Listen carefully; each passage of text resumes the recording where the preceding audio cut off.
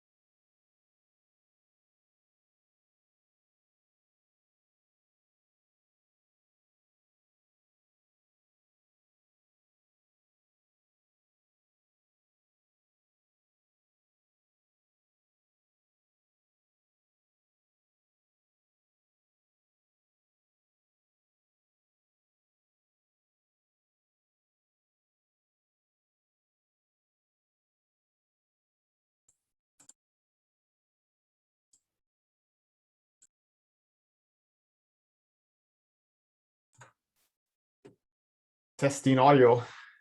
Can you guys hear me?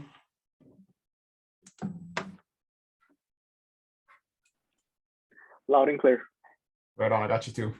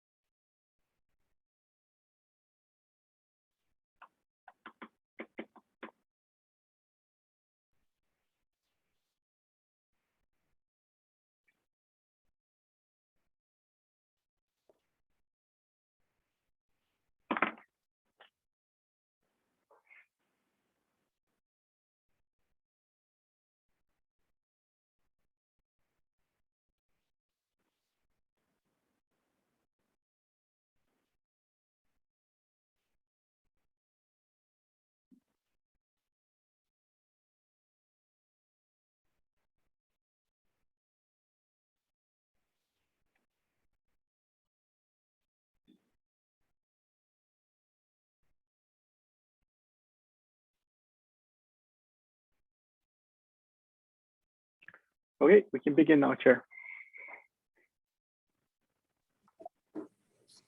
Thank you, Mr. Secretary. I hereby call this meeting of the Reapportionment Commission to order. It's 12 p.m. on October 28th, 2021. This meeting is being conducted by video conference and telephone. I would like to remind the commissioners to please keep your camera on for the duration of the meeting. Will the Secretary please take the roll?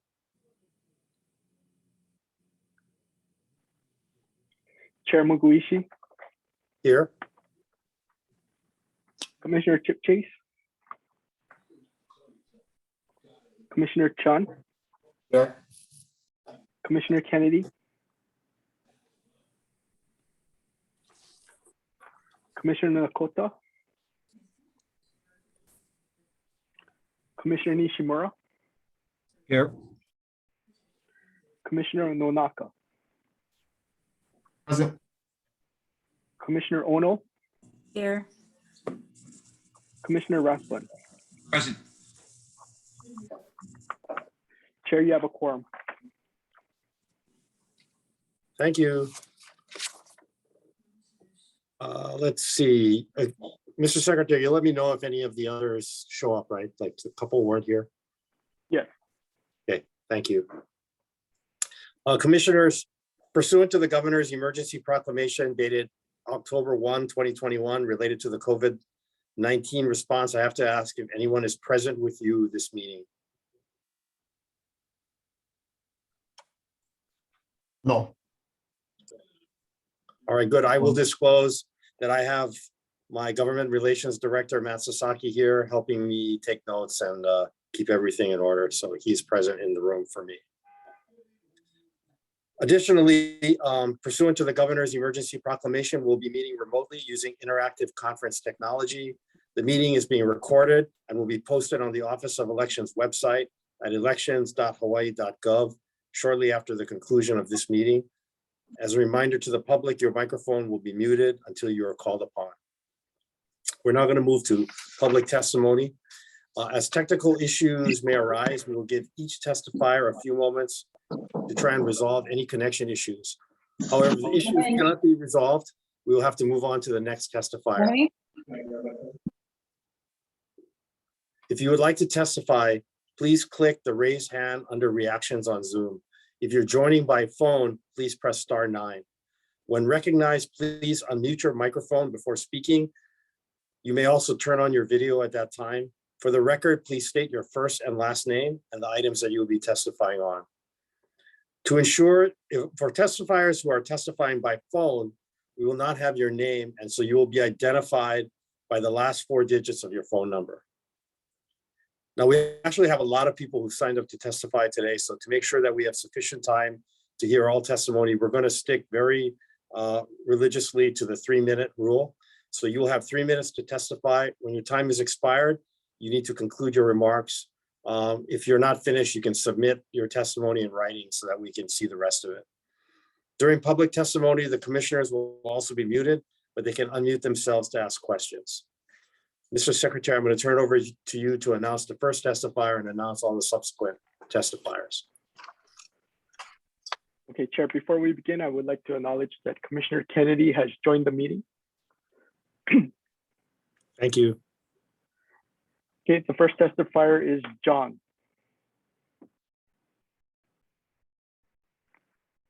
Okay, the next testifier is Stan Rices.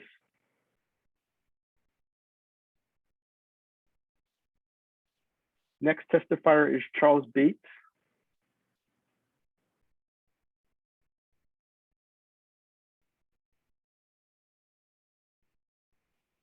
Next testifier is Joe Gersbeck.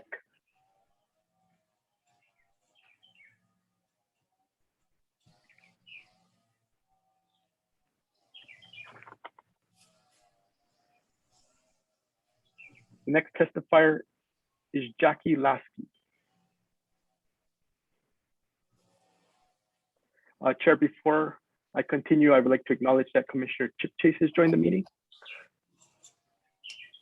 Thank you. The next testifier is Bud and Ingrid Spint.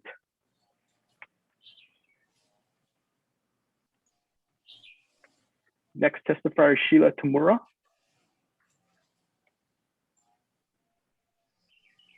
Next testifier is Bill Hicks.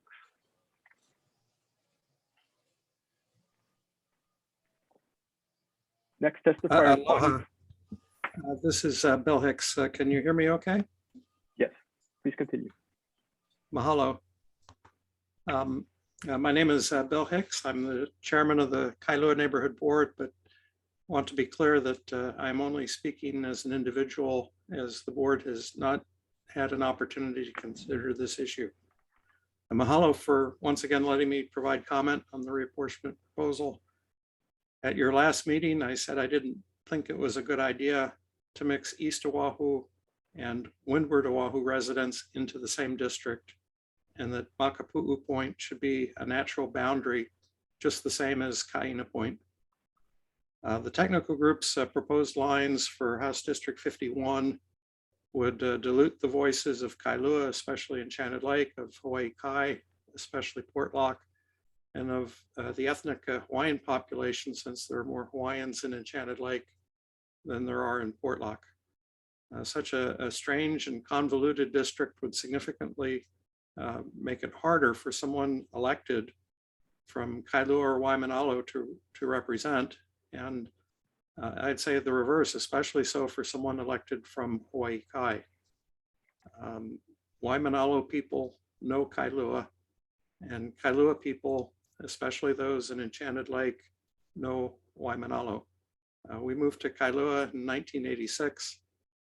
I can only remember being in Portlock one time, and that was about 20 years ago. On the other hand, the Waimanalo Jack in the Box is about as close to me as the Kailua one. I thank you. You encouraged residents to use your interactive maps to make and submit plans for consideration. So I did that to prove to myself that it is viable to not mix East Oahu with Windward Oahu.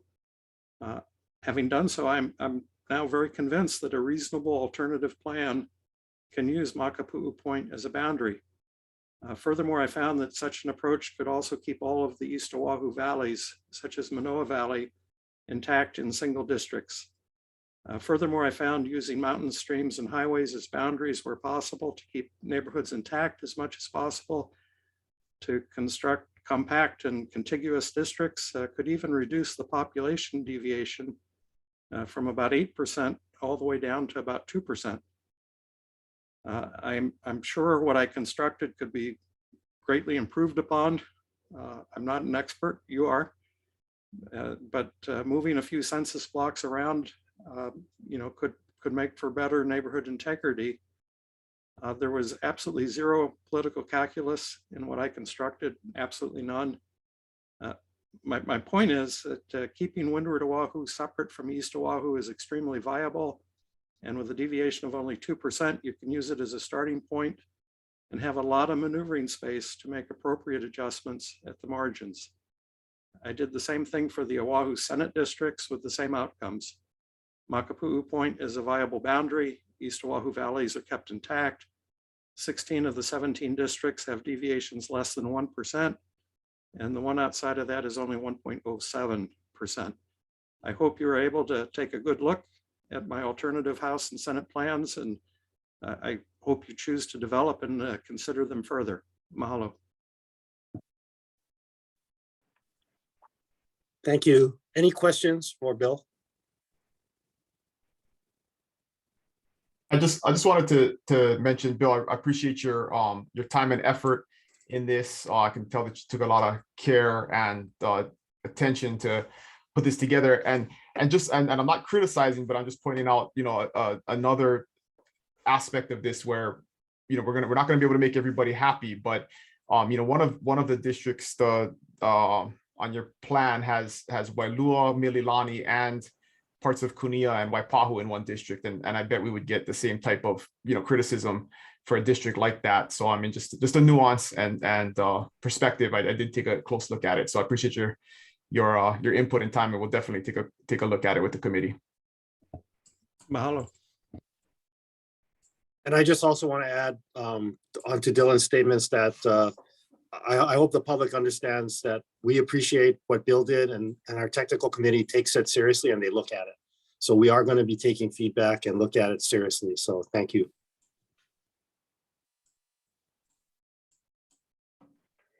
Chair, before we continue, I'd just like to acknowledge that Commissioner Nakota has joined the meeting. The next testifier is Bonnie Fujii.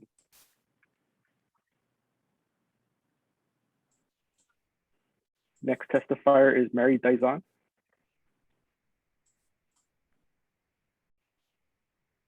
Next testifier is Dalia Demott. Next testifier is Wendy Lagaretta.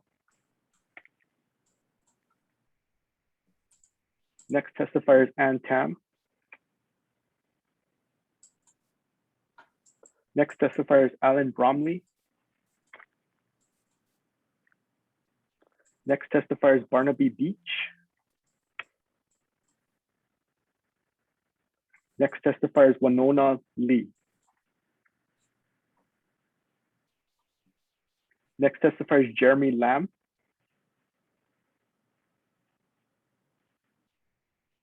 Okay, next we have Brett Iwanuma. Okay, next testifier is Bart Dean.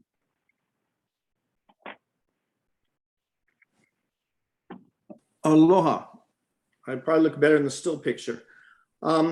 Yeah, I'd like to suggest that the commission should defer approval of the Oahu maps, both House and Senate. If the feedback from the other counties is amenable for the approval of them, then that's fine. But the Oahu maps are the most complicated. You're all aware of that. We have 35 House districts and I think it's 17 Senate districts. And frankly, the proposal that's in front of us is a radical change with the wraparound district of HD 51 being proposed for going around Makapu'u Point and into Portlock.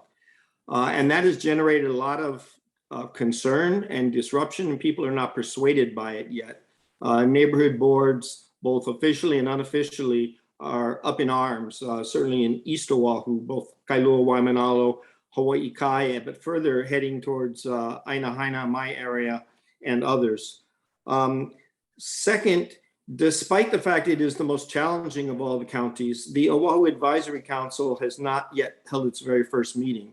So they have not been able to weigh in on this. They have not been able to mobilize the unusual resource we have. We have multiple neighborhood boards that know their districts very closely, and they should be tapped into this process and be mobilized, and their intelligence should be embraced.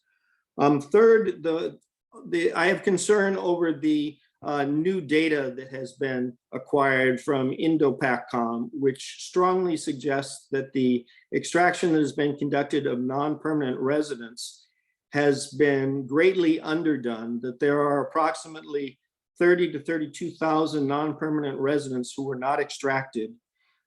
This is in keeping with the testimony that I had been making for a couple of months now, and nobody paid attention to it except Robin Kennedy. And Robin Kennedy used her contacts at PACCOM to get more accurate information. And I know the commissioners are aware of this, but I think the public should be aware of that. The size of the under extraction, and yes, it has to be looked at closely by people who have a specialized knowledge, but I ran the numbers last night through Excel, and it looks to me like the apportionment of a House seat from Oahu to Hawaii Island is at least in doubt now. But even for redistricting on Oahu, if there are 32,000 non-permanent residents who can still be identified by zip code, and the data is by zip code, and need to be extracted, how can we draw the lines on Oahu? So I think you should defer that. Finally, if you were to go ahead, in broad terms, I like Bill Hicks' recommendation. It seems to me it solves a lot of problems. And I would really like to hear an explanation and justification for the Makapu'u wrap-around district. It seems like it is calculated to have a political impact. Thank you very much. I'm open for questions. Any questions from the commissioners?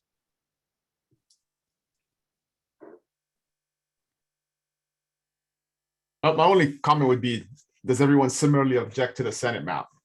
Because we're hearing a lot of objections to the House map. The Senate map is the same and has been for 20 years and has not had any objection. Are you asking me? Just a general comment about that. That's all. First, the fact that there's a Senate map that wraps around doesn't justify the House map. So far, no explanation has been offered beyond you at a previous thing saying, hey, the Senate map does it, so we can do it. It's not compact. It is barely contiguous. At Makapu'u Point, it's reduced to what, a 16-foot road. And so I think if you're going to stretch the definitions of contiguity and compactness, you have to justify it by honoring one of the other criteria and show us how one of the other criteria made it necessary to be so flexible. And that has not been put forward. I'm sure that you originally looked at the map and started at Makapu and looked at how it worked. And then you saw, I don't like how this is going either on town side, or I don't like how this is going on the windward side. And then you decided to change your starting point. I don't think you have the discretion.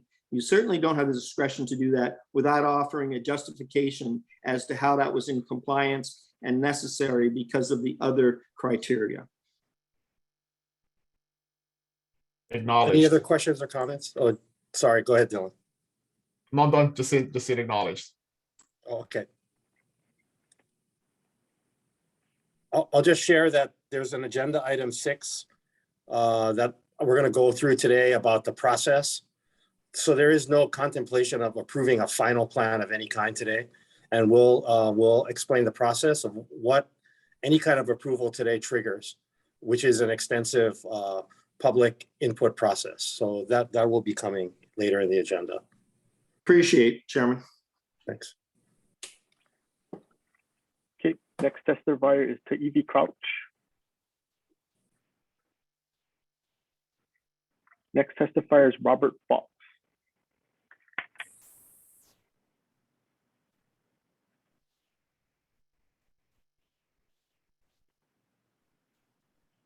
I believe you're on mute.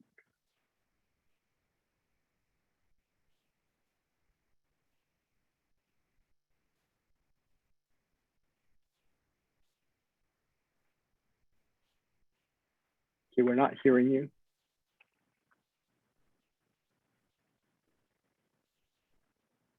Okay, moving on. Next testifier, Gordon Aoyagi.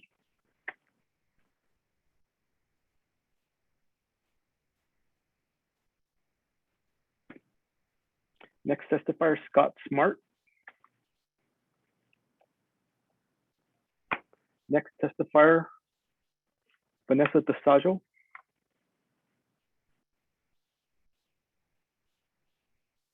Next testifier, Aloha. Anthony. Oh, I'm sorry. There was a delay there. My name is Vanessa DeStajo. I am the Vice President of Manoa Outdoor Circle, as well as the second Vice President of Malama Manoa. And I would just like to let the commissioners know that both presidents of those organizations did send in testimony, and a bunch of us sent testimony personally as well. On Friday afternoon, many of us, the community leaders of Manoa, met with David Rosenbrock, the Office of Elections Technical Manager. He brought his large maps and we were able to take a look at what was going on, and he answered our numerous questions. We were lucky to have Kailua Neighborhood Board Chair Bill Hicks there as well, and also some members of the Hawaii Kai community. Bill Hicks had made an alternative plan, and he was able to also help us in Manoa to keep our district within the geographic borders of the valley. I would like to ask that the technical group please consider the alternative plan made by Bill Hicks. Where Manoa is concerned, the way that you had planned to divide us into districts 20 and 24 would have meant that our population would have been split, and then the majority of each district would have been composed of either Makiki or Kaimuki and Kapuhulu as well. So our voice would have been diluted in Manoa, and we would like to keep our community cohesive. Please take a look at the alternative plan, and also Article 4 of the state constitution where Manoa is concerned. I know in the last meeting you had mentioned that there might be sacrifices and one or two communities might have to be split. But when you look at the historical ahapua'a of Waikiki, which contained Manoa and kept it together for hundreds and hundreds of years, we would ask that you continue that, our historical legacy. Thank you so much for your time and effort. I know that this is a terrible, difficult job that you have in front of you right now. I don't envy you at all, but if any of us in the community can be supportive, please reach out to us and let us know. Thank you very much. Thank you. Commissioners, any questions for Vanessa?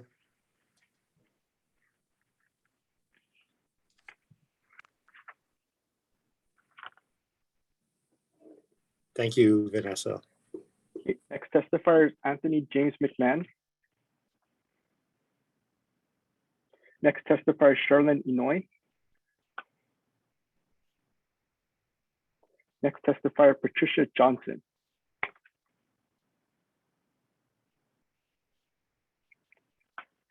Next, we have Millicent Cox.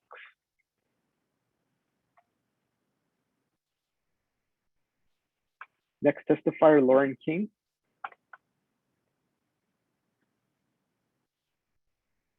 Next testifier, Daniel Diffendorfer.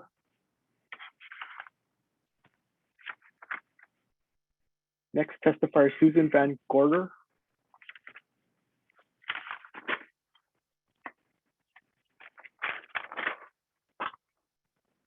Next testifier, Charlene Toshi.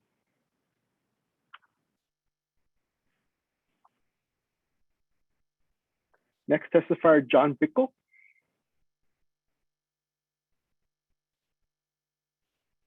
Next testifier, Jennifer Cruz.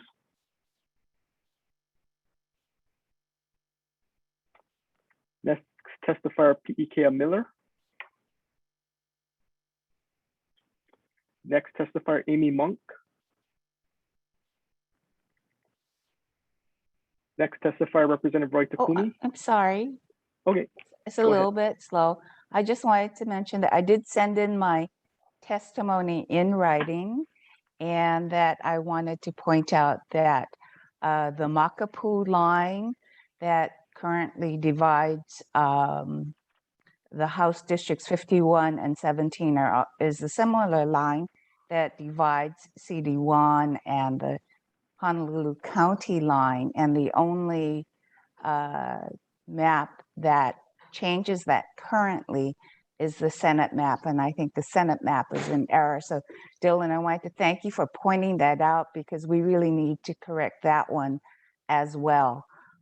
Also, I am looking at a screen where Robert Fox is frantically trying to get your attention.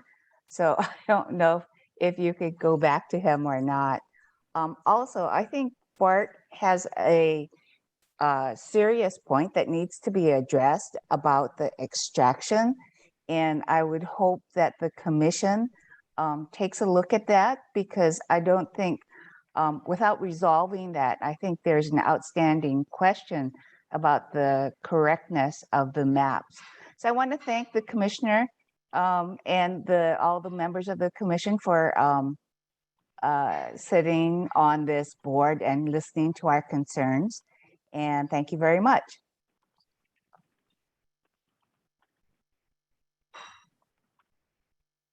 Thank you. Any questions from the commissioners?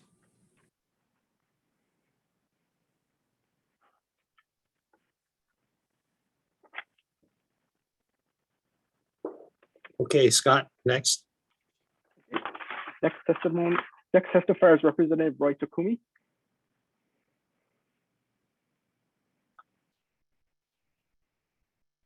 Next testifier is Kainoa Kaumehe Evag Rego. Aloha. Thank you. Aloha, Mr. Chair, members of the commission. My name is Kainoa Kaumehe Rego, and I am here testifying on behalf of Common Cause Hawaii. We have submitted written testimony, but I wanted to take a couple of minutes to highlight the key components of our testimony. First, Common Cause Hawaii extends its sincere mahalo to all of the commissioners, the staff, the members of the advisory councils, and members of the public who have put a lot of time and effort into participating in this critical process. We want to just thank all of you for all of your hard work and dedication thus far. Most of our testimony focuses on item 6, which is regarding the conduct of public hearings and future meeting dates. Common Cause Hawaii offers 3 recommendations meant to assist the greatest amount of public participation throughout the public hearing process.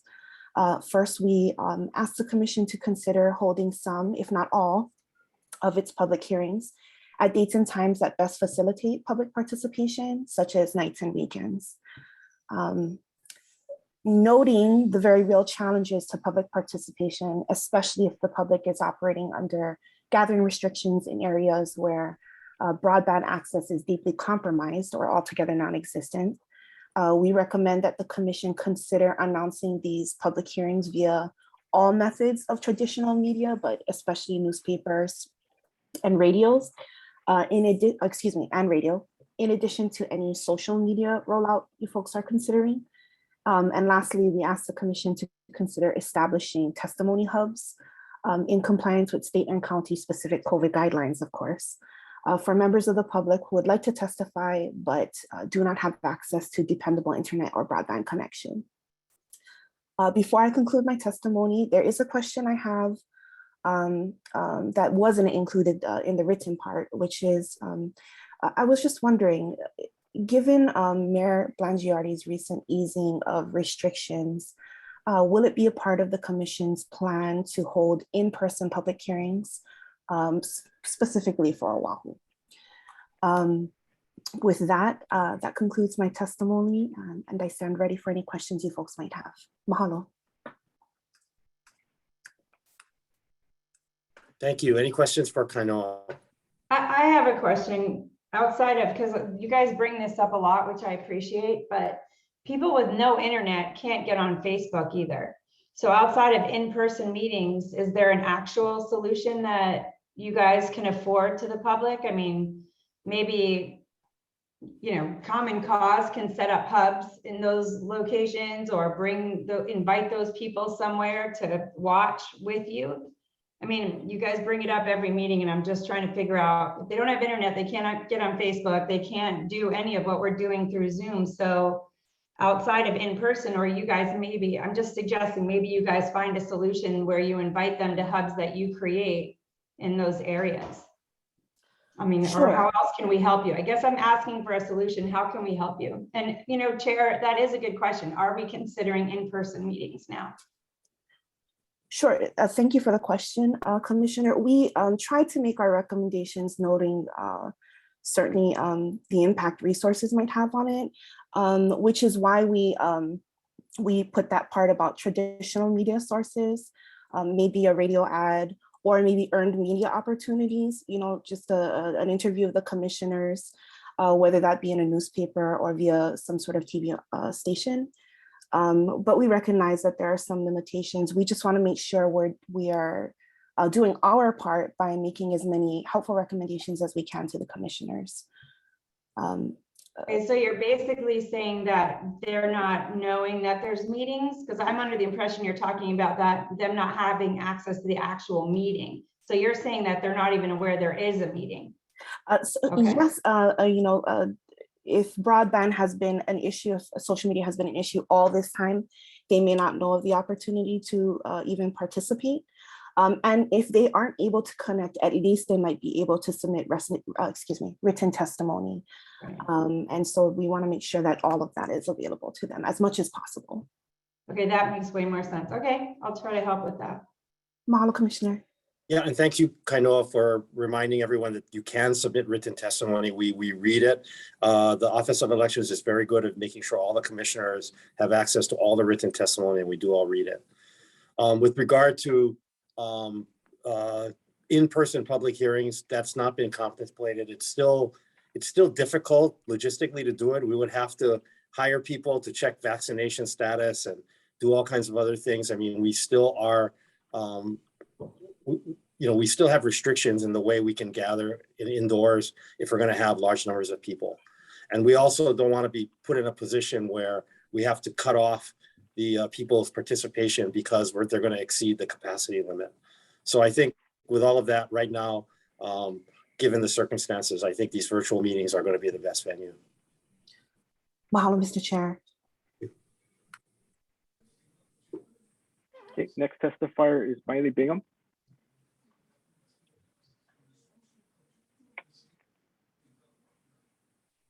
Next testifier is Kenneth Cook.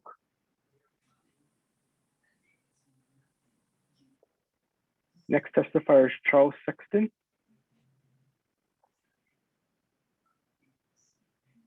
There, Next testifier. I believe I've unmuted now. Can you hear me? This is Charles Sexton. Okay, good afternoon, commissioners. My name is Charles Sexton, and my wife and I and other family members are residents of Manoa. I sent you an email dated October 18th, attempting to explain my dismay with the proposed new House districts 20 and 24, which split Manoa, our current unified District 23, and do not make sense to us. The only explanations which we can guess for such a bizarre split are either that the Reapportionment Commission, which was established at least in large part to prevent gerrymandering, is in fact now proposing gerrymandering. Or in the alternative, that the computer which drew the proposed new split Manoa districts 20 and 24 was not adequately programmed to take into account the 8 redistricting criteria set forth in the Hawaii State Constitution, Article 4, Section 6, particularly criteria 2, 4, 5, and 8. Since I sent you that email dated October 18th, a new redistricting proposal for Oahu has been proposed by Bill Hicks, who we heard earlier, the chairman of the Kailua Neighborhood Board. The Hicks proposal seems to me to solve the problem of splitting Manoa, as well as being fully responsible to the criteria for our entire island of Oahu. I do not know Mr. Hicks, but from the looks of his proposal, he is extraordinarily familiar with Oahu and cognizant of the reapportionment criteria set forth in our Constitution, as well as being technically skilled in computer map generation. I highly commend to you the Hicks plan as a significantly better reapportionment plan. I urge you to consider Mr. Hicks' reapportionment plan. Mahalo for listening to me and for your public service. I'm done. Thank you. Any questions for Charles?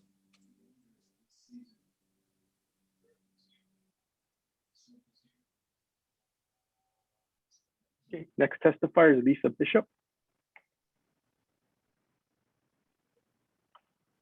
Good afternoon, commissioners. Can you hear me?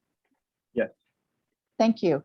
Mahalo for the opportunity to testify today and for all of your public service. We know that this is a difficult program and difficult project to do, and we really commend you for volunteering to be part of this redistricting commission. I'm Lisa Bishop. I serve as president of Friends of Hanauma Bay, and I'm testifying today to augment my written testimony provided not only as president of the leading NGO dedicated to the best stewardship of Hanauma Bay for the last 31 years, but also as a private citizen, voter, homeowner, taxpayer in Hawaii Kai. We appreciate the work of the technical group. It's given us a good baseline to start from, but we believe that the Hicks plans for both the Senate and the House redistricting on Oahu provide a better way to redistrict Kailua, Waimanalo, Hawaii Kai, and Manoa. In fact, all of Oahu, with a smaller population deviation than the one that the technical group was able to put together. We strongly urge you to consider the Hicks plans, and we welcome the opportunity to have provided public input today. So thank you very much for allowing me to testify. Thanks very much. Any questions for Lisa, commissioners?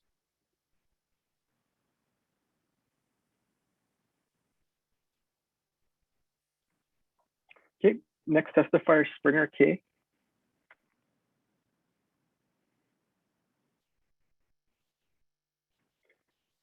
Next testifier is JC Watson.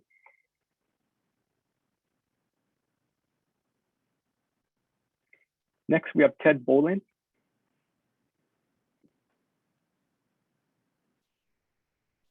Next, we have Jacqueline Waugh.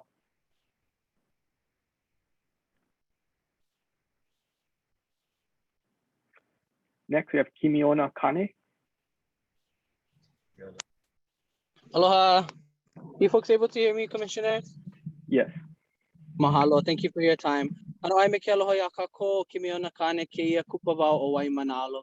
Mahalo nui ia o kono kia halawai a kamanawano na kaiaulu e kuka ai. Nui ke ia kuleana no leila mahalo. Aloha mai Chair, Mugishi, Commissioners, and participating members of the public. I'm Kimiona Kane, proud child of Waimanalo, a native Hawaiian, cultural practitioner, an educator, a steward and servant to my community.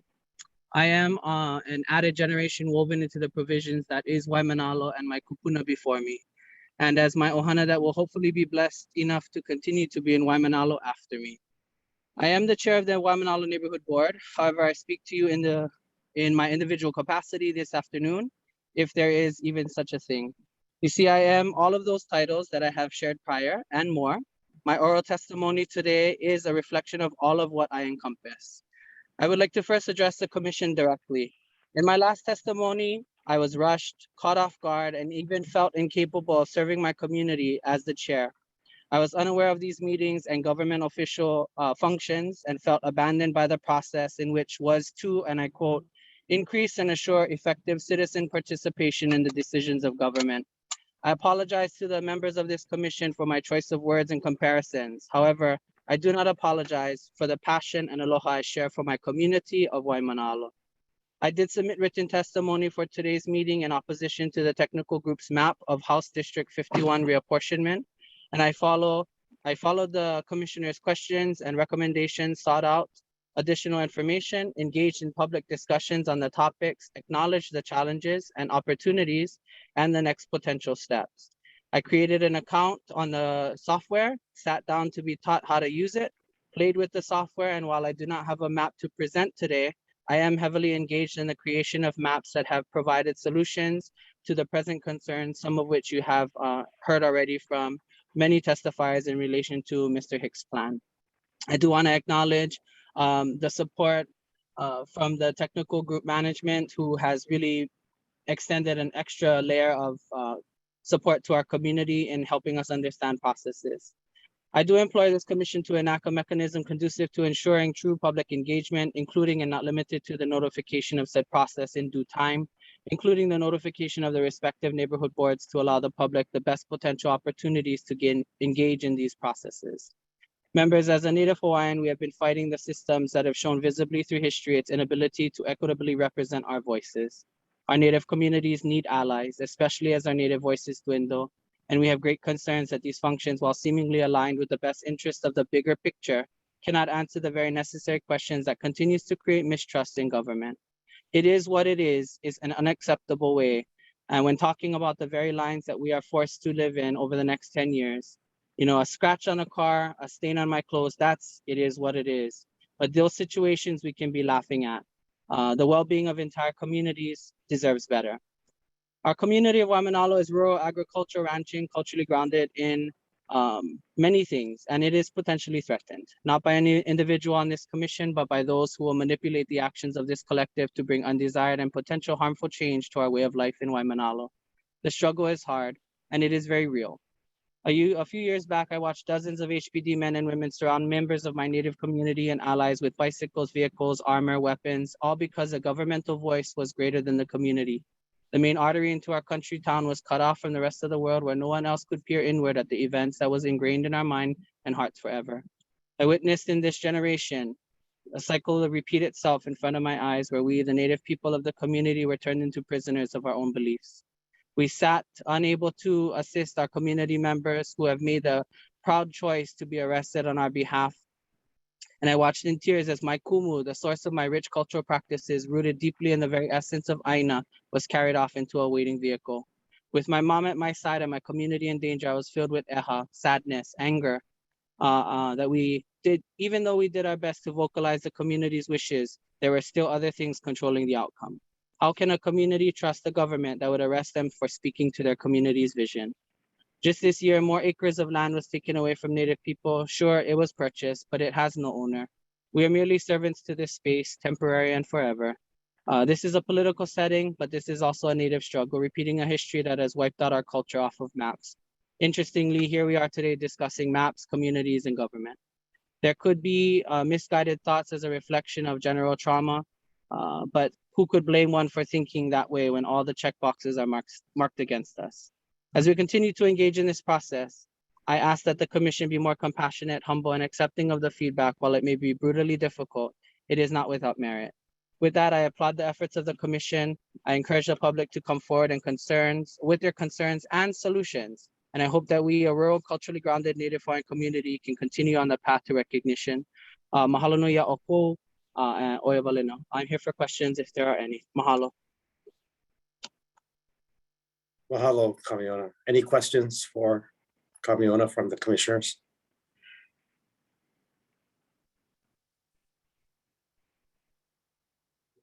Okay, next testifier is Mia Lisa Otis.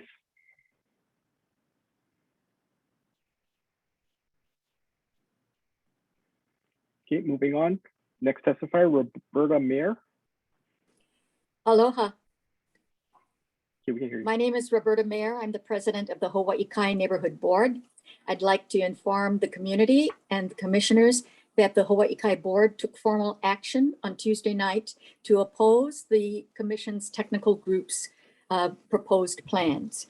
And a copy of the resolution and a cover letter were sent to the commission, so I hope that you have received them. I would like to briefly state a few of the many reasons why we oppose the technical group's plan. The proposed plan fragments the Hawaii Kai community and diminishes the community's voice. The proposed plan creates a non-contiguous district that straddles congressional districts 1 and 2, resulting in an incongruent contortion wrapping around the Kaiwi Coast. The proposed plan ignores the geographic boundary of Makapu'u Point that naturally divides the windward and leeward sides of the Ko'olaus. And we believe that this is an opportune time to correct to use that natural border for Senate districts 9 and 25 as well. The proposed plan ignores the Hawaii Kai community's long-time commitment to preserve and protect the Kaiwi Coast for residents and visitors alike, successfully obtaining designation of the Kaiwi Coast as a state scenic byway and developing a Mauna Lua to Makapu'u Corridor Management Plan that was approved by the State Department of Transportation. The proposed plan seeks to move neighborhoods out of the Hawaii Kai community who share a common socioeconomic, political infrastructure with Hawaii Kai and East Honolulu neighborhoods. The proposed plan seeks to move Kaiser High School and its neighborhood into the Windward District. Now, how does that make sense? The proposed plan motivated the neighborhood board chairs of Hawaii Kai, Waimanalo, and Kailua to work together to oppose the technical group's proposed plan and to unanimously support the alternate plan submitted by Bill Hicks for the Oahu House and Senate districts for the commission to consider. So we strongly urge the commission to please redraw the boundary configurations for House Districts 17 and 51 and for Senate Districts 9 and 25, perhaps using the Hicks proposal as a starting point, and maintain the geographic boundary of Makapu'u Point as the natural division between these House and Senate districts. The Hicks plan uses both Ka'ena Point and Makapu'u Point as natural divisors. The technical group used only one point, Ka'ena Point, to create its plans. So please consider the Hicks proposal and allow the Hawaii Kai community to remain intact. Thank you so much for allowing me to testify. Thank you. Commissioners, any questions for Roberta?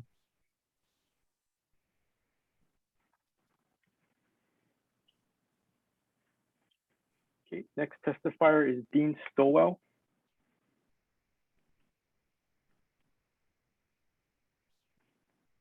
Next testifier is Ellen Watson.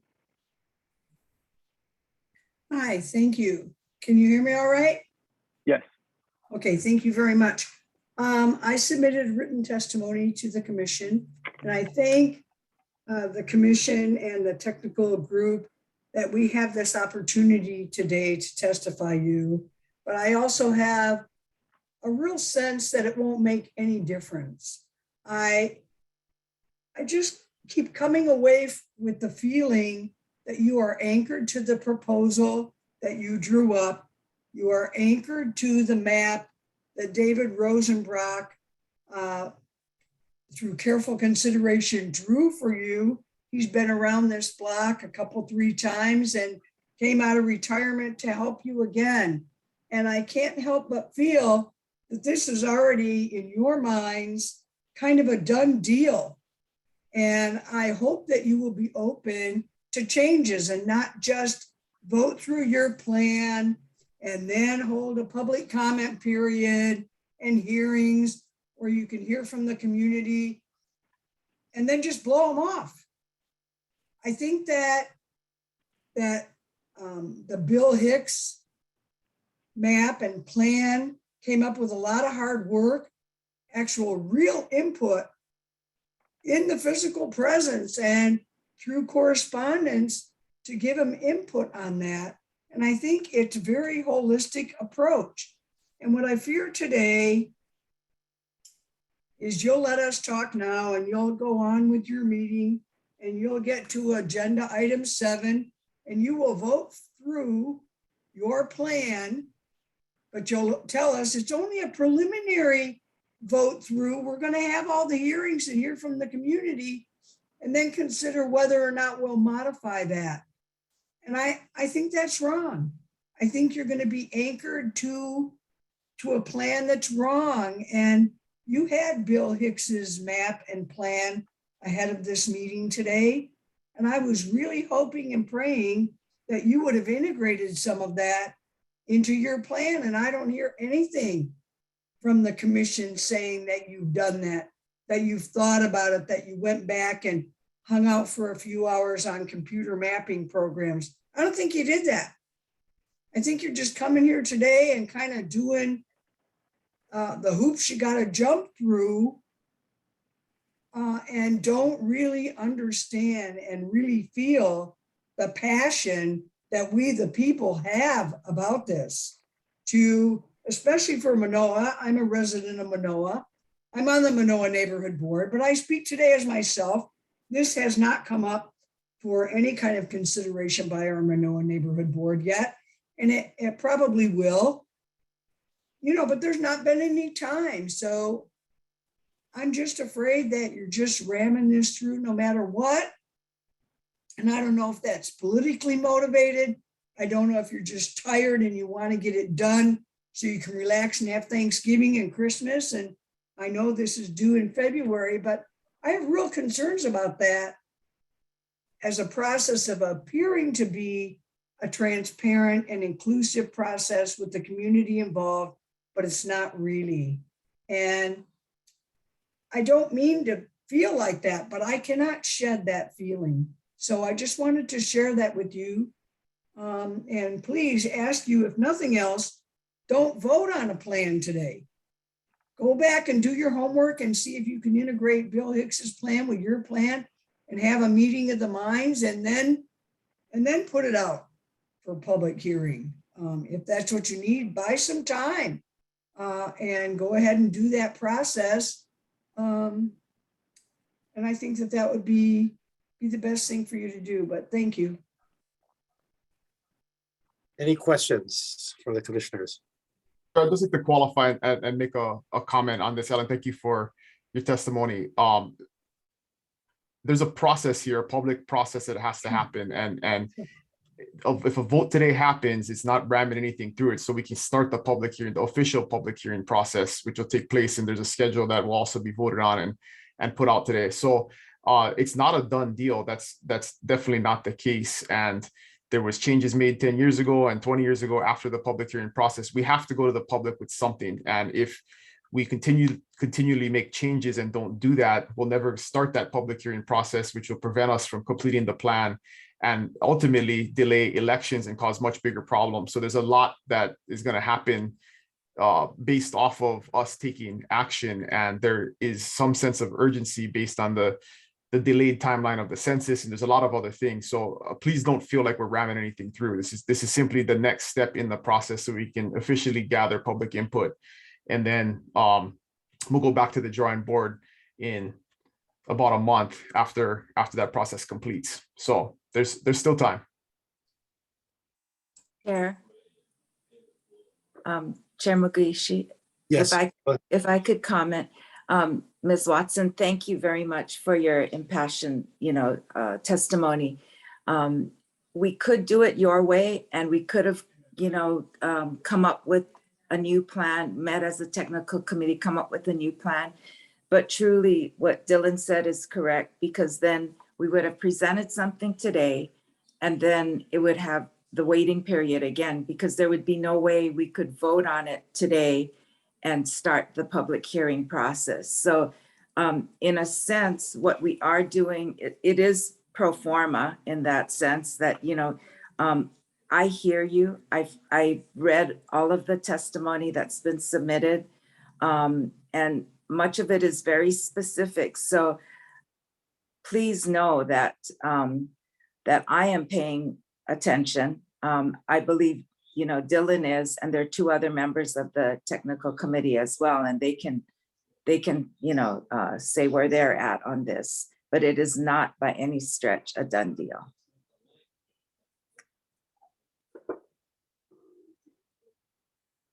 Chair, this is Charlotte, I'd like to say something. I wanted to just go what Diane said. And if I understand the frustration for everybody, but the real growth is in Leeward, it's in Leeward and Central Oahu. And that's why the lines have changed. And we have to go by the numbers, and that's why it was done the way it was done.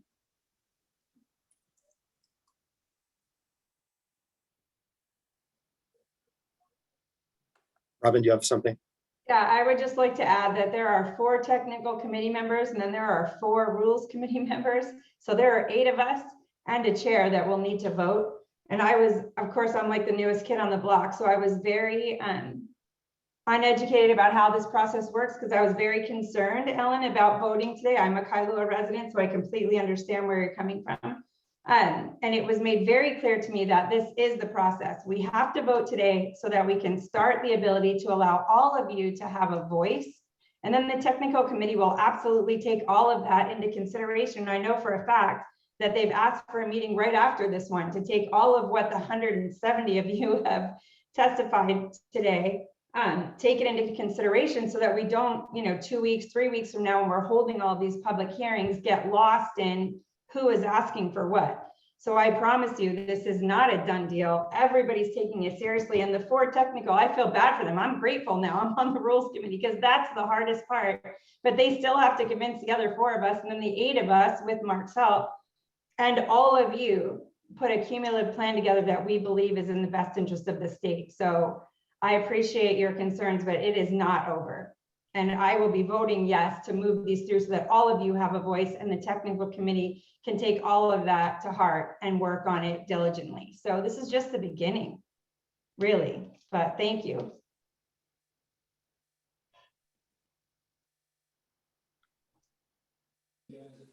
Anything else from any of the commissioners? It's an important topic. It is the meat of the item 6 before we get to item 7. So, and I think I'm really grateful that we could hear the commissioners themselves give their own personal impassioned reason why they believe it has to be this way. And I do agree with them that if we really want public input, we have to go through this process, because we are bound by the Supreme Court to be finished by February. And there's only so many days between now and then. And we're bound and by the laws about how we can vote on things and how much time has to be noticed before we do it. And when you work backwards, you got to move forward, or else we'll get stuck. Mr. Chair. Yes. This is Randy. I just wanted to point out to the public also that there are other plans that have also been submitted in addition to the Hicks plan. And these other plans, I don't know how many in total have already been submitted, but I do know of one submitted by Mr. Will and I apologize if I butchered the name, Caron or Karen. But just so that the public knows, it is not just the technical group's plan, nor just the Hicks plan, but all of the submitted plans must be reviewed by the technical group, and that is required by law. So that is part of the reason in past meetings I have urged the public, if they are want to see their proposals considered seriously, that they submit their plans. Thank you, Mr. Chair.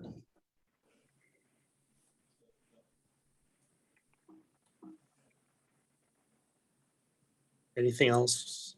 Okay, Mr. Secretary. Okay, next testifier is Gordon and Betty Louis. Next testifier is Kapohu o Lahaina Muniz. Aloha, can you hear me? Yes. Aloha, Chair, and aloha, Commission. Mahalo for the opportunity to testify today. I'm a kupuna from Waimanalo, a Kanaka Maoli, and I strongly oppose this the way things sit right now. I do have a question on the process. You were talking about public meetings. Does that mean you'll be going to the respective neighborhood board meetings to talk to our community?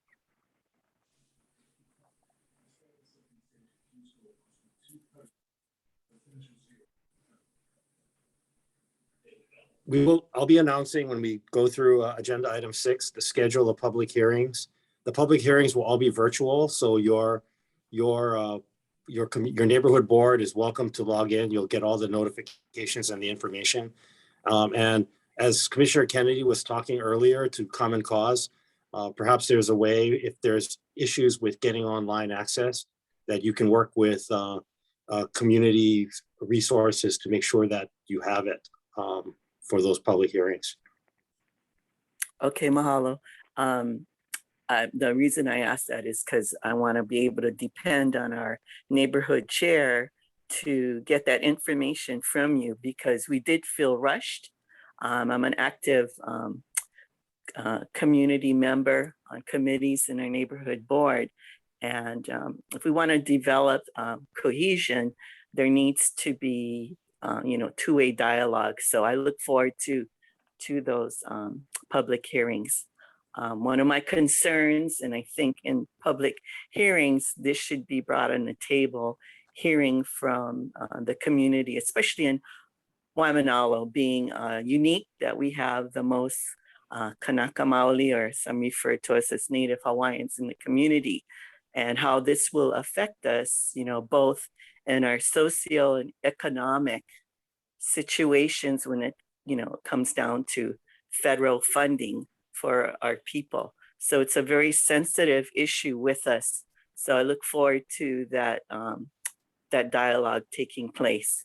I just want to say Kimiona has done a great representation as to how we all feel in Waimanalo regarding this collectively on the majority side of things. So please take that testimony, which was very specific to our own ideas and concerns. Mahalo. Again, I strongly oppose this, and we look forward to hearing from you and developing, this good feeling and understanding, because that's where good feelings come, really understanding this process, because it seems, and hearing you, that even some of you are new to this that are on the commission. I got to watch the commission meeting on Olelo, and I wasn't too happy to see some of the exchange going on. You could see there it was a bit of tension. So I hope those things get resolved, that we can all come together and feel that we have the good leadership within all of you to really hear our voices, and not just have one-way dialogue, as the woman said earlier, where we feel like you're just checking the box to have the meeting and move on. So it was good to hear that that is not the case. And again, mahalo for taking the time to listening to this kupuna. I appreciate being able to do this today. Aloha. Mahalo. Any questions?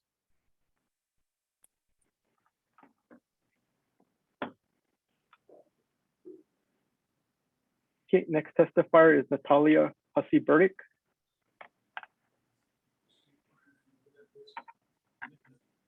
Next testifier is Kirk Nakama.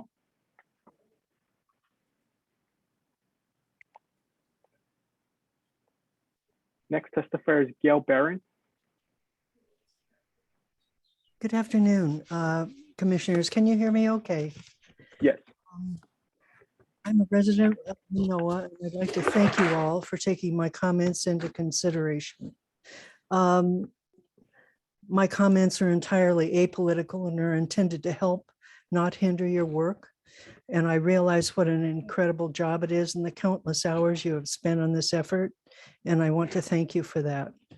Going forward, I'd like to point out that because of your last meeting, I was able to look further into the laws and learned quite a bit about the process that you go through, not about the upcoming processes. So I thank you for elaborating on that today. However, in the case of Manoa, where we have a history of an Ahupua'a and Maukamakai district, it is unfortunate to see that some of the Constitution, Article 4, Section 3 and 4, were not observed in realigning our representative and our senatorial districts, and in the case of Hawaii Kai. So I'm just asking you to consider our natural boundaries in all of those. And I have had the opportunity to see Bill Hicks' plan, and I'm interested in seeing the upcoming plans that were just discussed. So my question still remains, though, about how do we provide testimony to the advisory council? Because if you have quite a few people who've already testified, and many of them who don't come to the meetings or appear at the meetings assume that their message is known. And many people don't take the time to go and read all the testimony. So do we need to, again, come back and testify to the advisory council? Or is our testimony going to be passed on to them in advance? And with that, I will cut myself off and appreciate your help very much. Aloha. Thank you, Gail. I'll just share that your testimony is on the record. You've submitted it in written form and you've said it here. It's going to be in the oral minutes that are captured, and every commissioner has heard it. So that's, it's not, you're welcome to repeat it, but it's not necessary. It's been duly noted. Commissioners, anything else? Any other questions for Gail? And just to clarify, the advisory councils are a separate entity, and they have separate meetings that are posted. I attended the Big Island Advisory Council last night. I believe this week the Oahu Advisory Council has a meeting. So those are posted on the Office of Elections website when the Island Advisory Councils meet.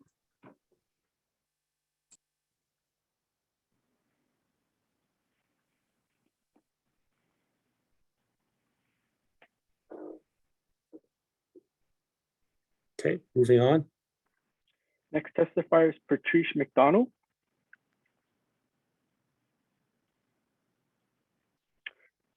Next testifier is Sharon Ling.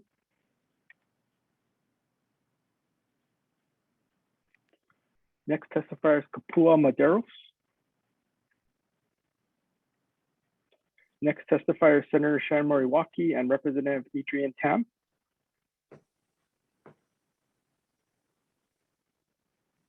Next testifier is Linda LeGrand.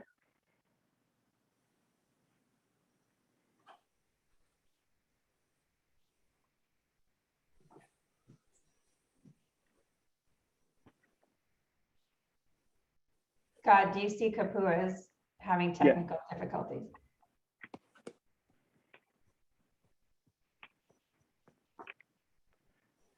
Okay, we're not getting your audio.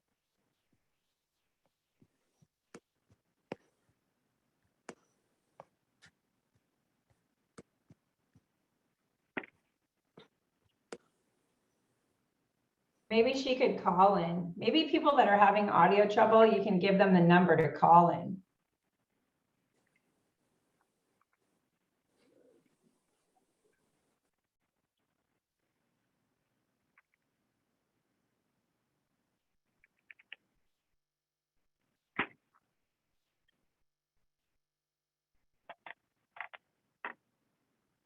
Okay, next testifier is Bill Sexton.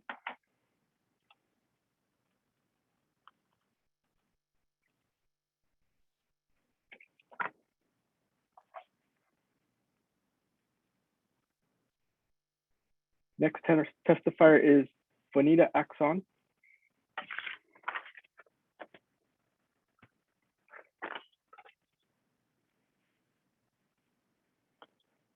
Next testifier is Bruce Tamura.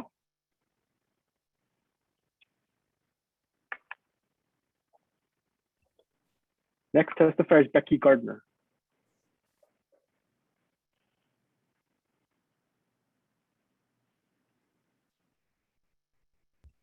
I'm coming. Hold on one second. Okay, there we go. Aloha, commissioners. My name is Becky Gardner. I'm owner and principal of Policy Matters, LLC. I'm also a member of the Kaimuki Neighborhood Board, but I am testifying in my own individual capacity. I only recently submitted my written testimony. I don't know if you have it in front of you, but I'm just here to highlight 3 points.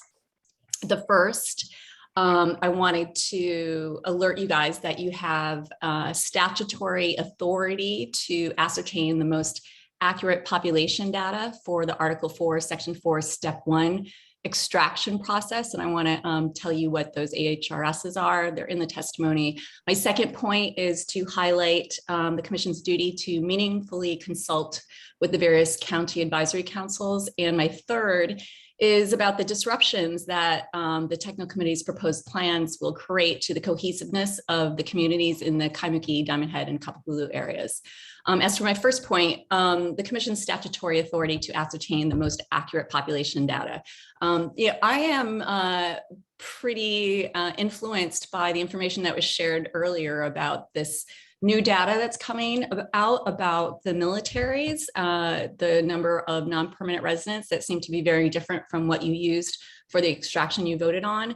And I want to make sure that you're aware, HRS Chapter 25-3 authorizes this commission to summon appearances, testimony, and documents under oath from anyone it deems necessary.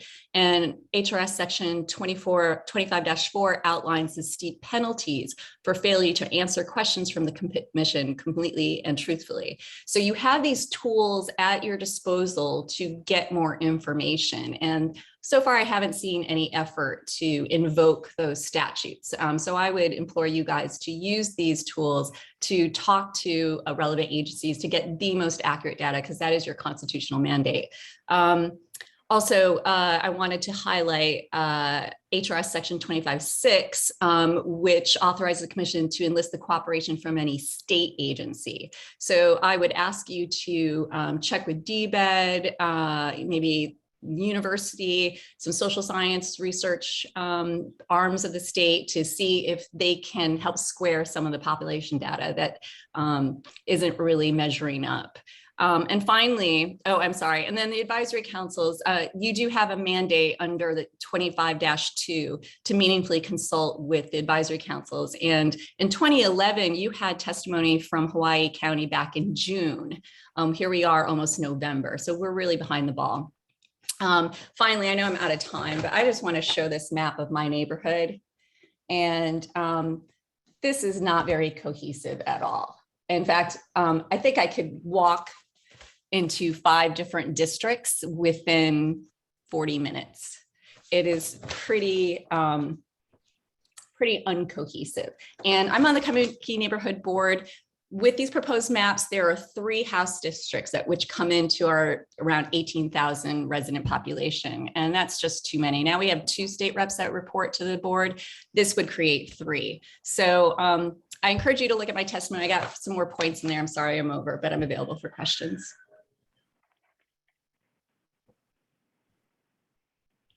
Any questions for Becky?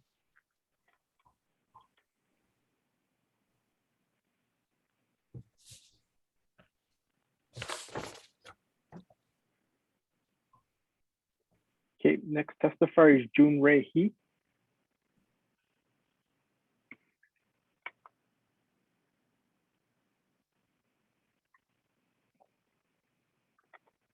Next testifier is Klaus Radick.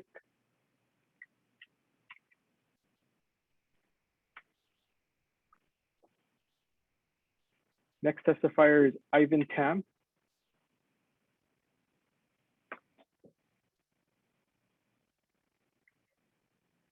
Next testifier is Donald Williams.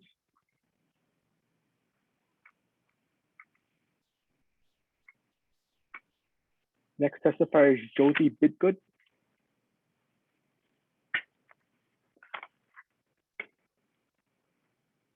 Next testifier is Fenton Lee. Next testifier is Daisy Marai.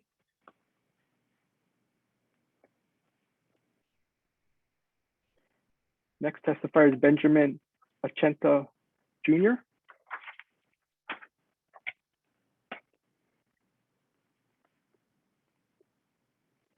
Next testifier is Ron Iwami. Next testifier is Stephen Canales. Next testifier is Kaka'ako United. Next testifier is Kathy Shimata.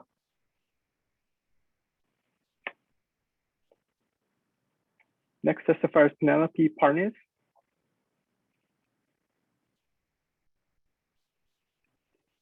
Next testifier is Trish Lachica.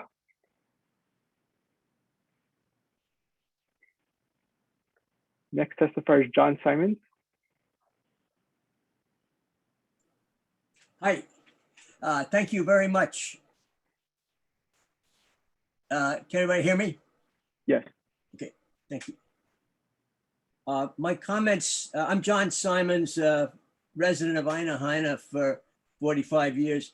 And I want to thank Becky and Bart and others for their work in enlightening some of us about the details of the process. I don't know Mr. Hicks or not that familiar with his plan, but it sounds like it is definitely a move in the right direction. So I would add my name to those supporting consideration of that. My comments to the Reapportionment Commission respect the difficulty of the job Commission is working hard to complete. But after viewing a recent Zoom briefing on the status of the process, I wanted to share comments on two proposed districts. The plan to extend Oahu House District 51 from its existing Waimanalo base around Makapu'u Point and Sandy Beach, then along existing District 17's Hawaii Kai coast to include the Port Lock area, seems suspiciously contrived. The resulting outline of this proposed district seems almost as though Elbridge Gerry himself designed it. Other land more closely adjacent, if not already part of District 51, is available for meeting its required population total. As shown in a recent design proposal, the Waimanalo Portlock District seems almost a grotesque poster child for reapportionment abuse. At a minimum, the Commission and its political advisors owe the public a sensible explanation of why it considers this dangling configuration of a district preferable to more contiguous options. Also questionable is the plan to cut away a portion of existing House District 18 while extending another part of that district's border for the apparent purpose of including the residents of a legislator in adjacent District 19. Plans for redrawing these districts will reflect back badly on the process if they're allowed to become law on a take it or leave it basis without more justification to the public. I'm aware of the real politic involved in redrawing legislative districts, but even understanding that experience from here and elsewhere, I still think the Commission needs to address the points I've referenced. Please make a more active effort to explain these unusual proposed changes to a skeptical public. thank you for taking on this complex task and for considering my comments. Thank you. Any questions from the commissioners?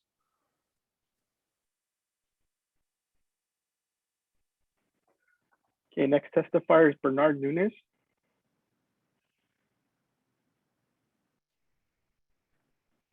Next testifier is Representative Matthew Lopresti.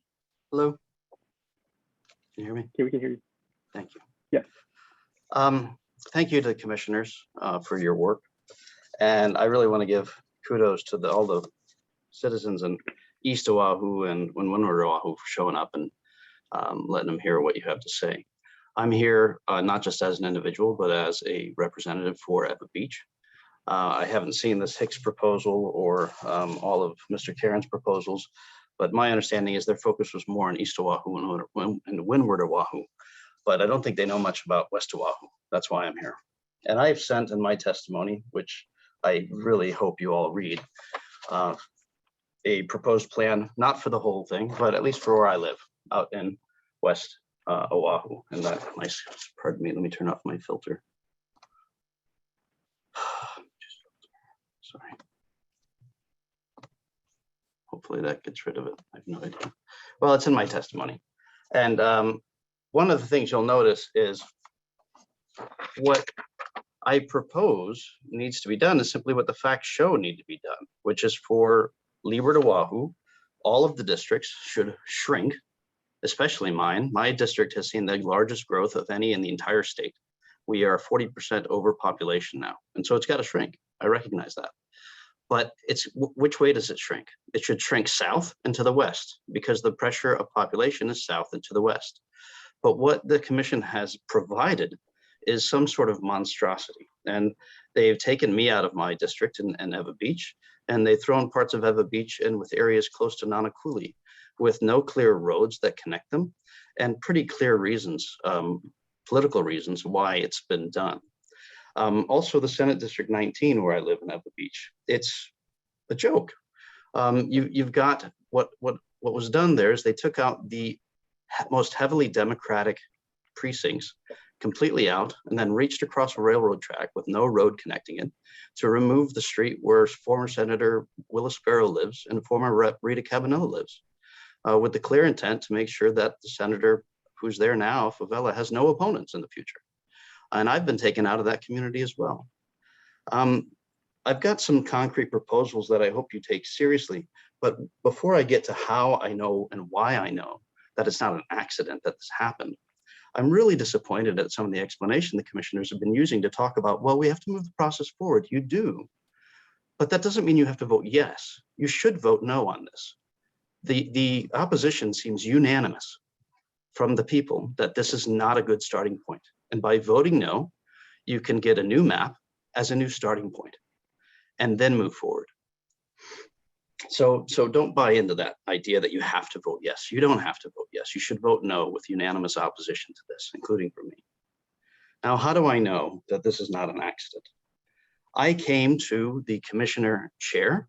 I came to Scott Nagao, the elections commission chair, in midsummer with information after I learned that one of the commissioners was, that one of the guys was a commissioner who after the last election came up to me at a community event and told me to my face that he would make sure that I would be basically drawn out of my district and that he would make sure that Senator Sparrow would be drawn out of the district so that neither he nor I would ever really have a chance to represent Eva Beach again. And that's Commissioner Kevin Rathbun. And I told you guys about this and you guys basically shrugged your shoulders. You know, this basically you have a commissioner who came up and admitted to an elected official that I'm going to violate Rule 2 on page 3 of the rules just to get you. You know, this shouldn't be about me. It shouldn't be about any individual. You should just follow the rules because as much props as you guys get for how hard this job is, it's not that hard. There's a computer, you select the communities, you know where the communities are. And if you follow the rules, you have cohesive communities that look like a community, not these Frankenstein things that you guys have come up with. And basically, you've set it up so that there can be an easy court challenge to throw this entire map out if you end up with it. Because, I mean, just from the mere fact that one of the commissioners explicitly told me that he was going to violate the rules. So just based on that, you should vote no. Furthermore, I'm calling for the resignation of Commissioner Kevin Rathman from this commission, or at least the removal of him from the commission part that draws the lines, because it's taken away any potential integrity that this map could have. And I mean, maybe you guys thought I was going to stay silent about this, but I'm not. And the public deserves to know what kind of shabbat is going on. And I'm just putting it out there. So vote no on this. Get a new map. Don't allow members to make those kinds of open statements of corruption, because it's corruption from the very start for my community, these lines, and it needs to start over from scratch. I'm happy to answer any questions. Any questions for Representative Lopresti?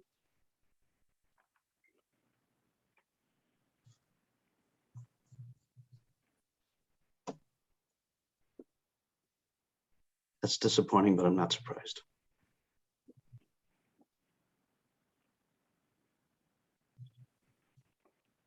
Do the right thing, guys. Why are you there?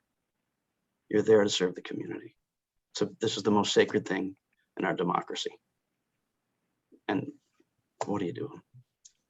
Thank you. Well, Representative Lopresti, I'm just going to say that since you mentioned my name, that you spoke to me, which is true.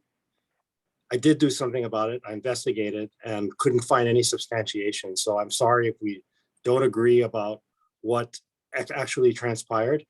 So if you have evidence, please bring it forward. Thank you. Mr. Secretary, we can go on to the next one. Next testifier is Elton Fukumoto.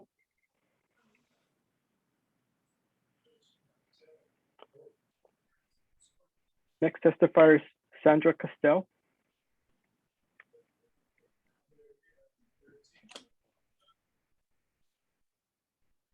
Next testifier is Carol Rumford.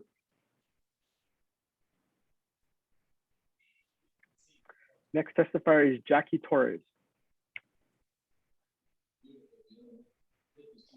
Next testifier is Jeff Wong.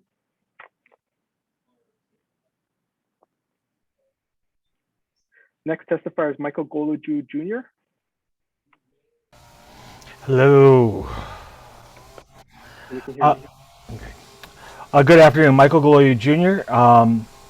I am testifying in my personal capacity. Everything I say here does not represent any of the organizations I belong to or chair. I do want to thank you all for the commissioners and the election staff for all the hard work you all have done. I'm going to be one of the few people that do actually like the district, their House district as it is drawn, and I'm leaving my remarks solely to the House district maps. Because 10 years ago, when they redrew Makakilo, House District 42, we were split down the middle. And I'm going to share with you some of the, dividing this community, I'm going to share with you some of the comments I received when we were complaining about that and doing our best to try to undo that divide. Get over it. It happens. This is what happens when they do redistricting. And those comments came from from the areas that are now complaining about Manoa being split, Hawaii Kai, that these are the people from those communities just told us to get over it.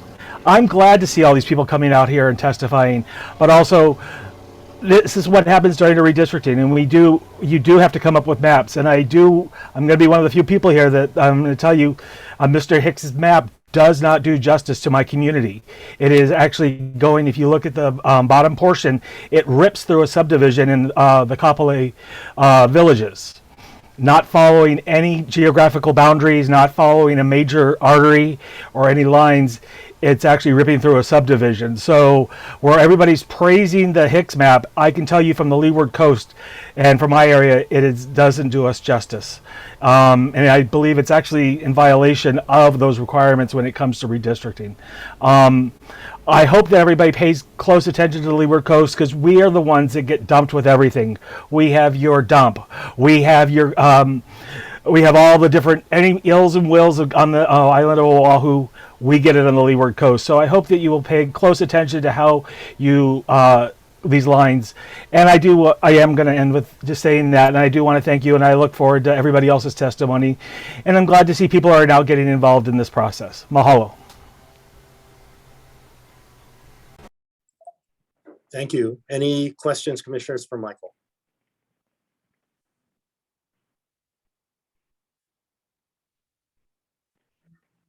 Okay, next testifier is Delia Clark.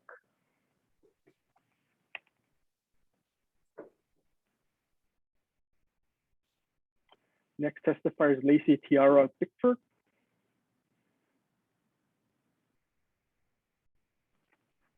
Next testifier is Corinne Solomon.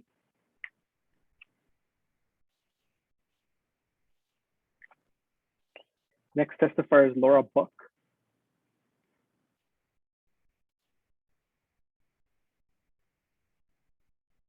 Next testifier is Michele Hoku Akana.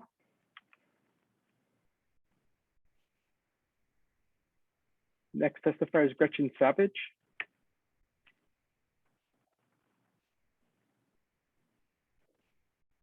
Next testifier is Kamalani Keli'i Kuli.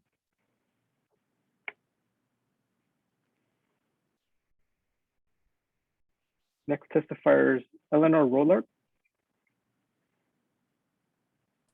Hello. Next testifier. Oh, we can hear you. Hello. Yes, we can hear you.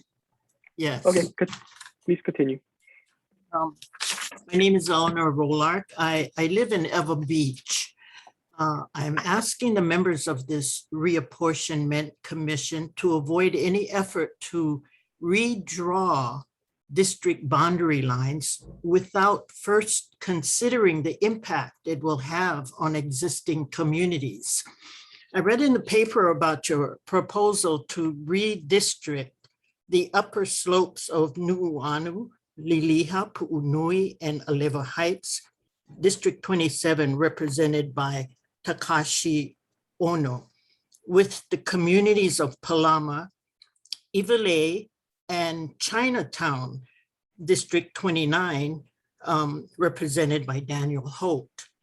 I feel that this redistricting effort does not bring together people who share common social, cultural, and economic concerns.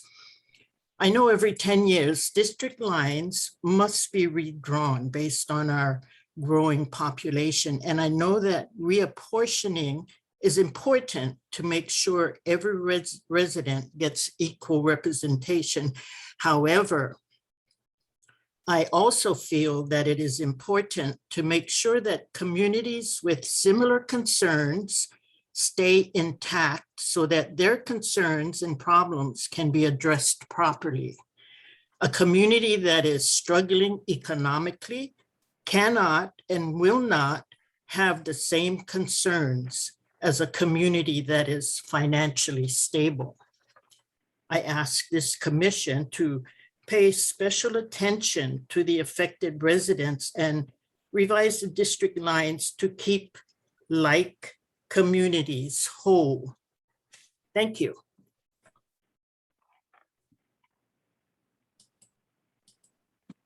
Mahalo. Any questions?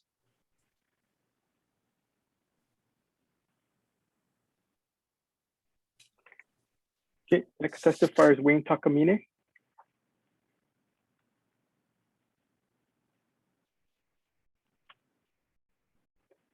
Next testifier is Jamie Sexton.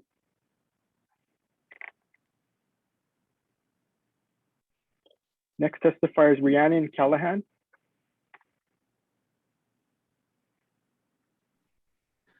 Aloha, can you hear me? Yes. Okay.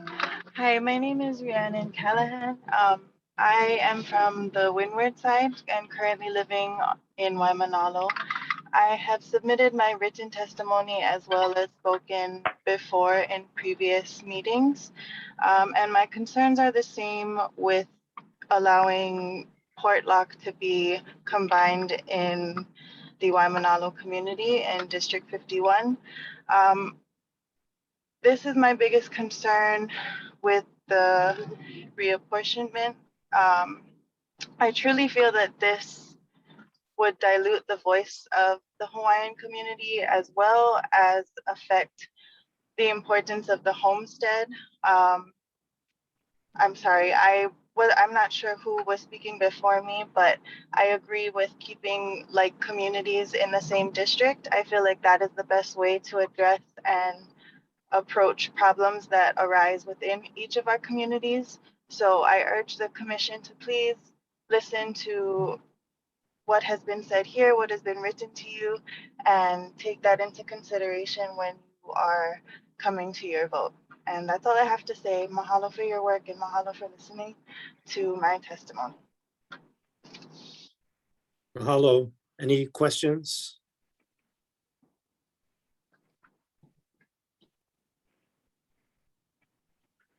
Okay, next testifier is Will Karen.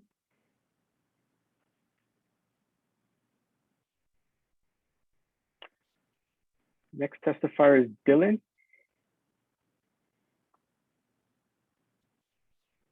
Next testifier is Brenda Wong.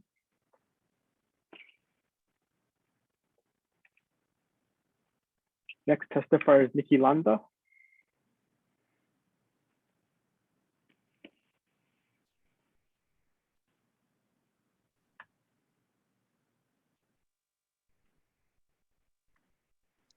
There, unmuted. Okay. The next thing is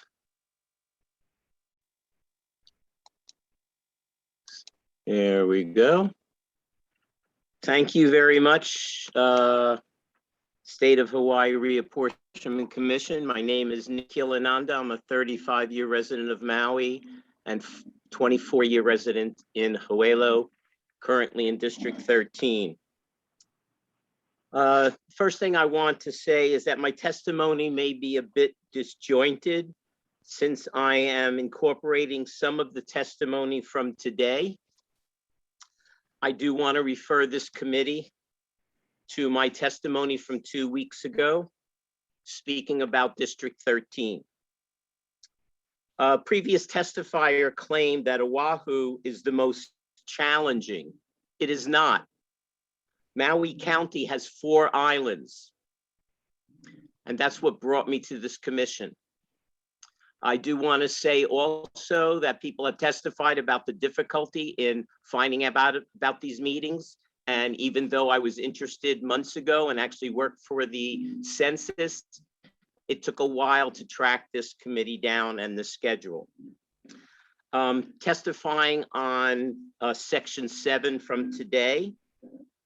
And as always, much of the discussion today was on Oahu. Moving this line, moving that line, this community, that community. This has been going on in Maui County for years, not only with the state, but with the county. And I want to also mention former Representative Mina Morita. I read her testimony, and she wrote impassionately about living on Kauai and representing East Maui. As I had mentioned in my earlier testimony, she was my first state representative when I moved into this district. I also fully support holding meetings in the evening. I actually was off to do something else today, and I decided to cancel that because I did want to testify. I went to the computer map program and the technical group's enormous challenge that they have. Because when I registered with the program, I viewed the training video, and I commenced to start redrawing District 13, and soon discovered, as you all rightly understand, that I can't just redistrict District 13. I have to work on realizing that all 6 Maui districts are involved in this situation. When I move Lanai over to West Maui, then people from West Maui have to be moved to, that's District 10 and 13, then have to be moved to District 11, etc. When I move Molokai to part of Wailuku and Pakakalo and Kahakaloa, then people in Wailuku have to be moved. That's District 8 and moved to District 9, etc. So I understand the incredible, enormous challenge. Now, I've heard also mentioned, and I really appreciate some of the testimony saying you're supposed to hold to deadlines. Well, as an example, and I know it's the county, not the state, but the Maui County Charter demands that we shall have our community plans reviewed every 10 years. And where I'm living, and I may be appointed to the new commission to recommend the East Maui community plan, Paia Haiku community plan, where I live is part of 2 different districts. It moves back and forth. So those things happen. And years ago, I think I mentioned in my earlier testimony, Paia was divided in half. So again, I'm asking the technical group whose job it is to draw these maps, to really look at, and it's definitely a challenge, and I said it would be a Herculean challenge for this commission, to stop putting the 3 most remote areas of Maui County together. Because it's easy. Let's just do that. Molokai, Lanai, and East Maui. And Hana, they had the road blocked for a couple of months a year ago from the pandemic. All 3 communities are remote, and you stick them together for 1 representative. That is unfair. Easy, easy, easy, but unfair. So yes, then you would result in 2 islands being part of 2 other districts. But that's the reality of Maui County. Fortunately, the 4th island, Kaho'olawe, does not have anybody living on the island currently. So this is a really large task. So again, about voting into this, the plans as you have today, and I'm just incorporating some further or earlier testimony. No, the commission, it's easy for you commissioners to say, yes, we have to do it because that's what the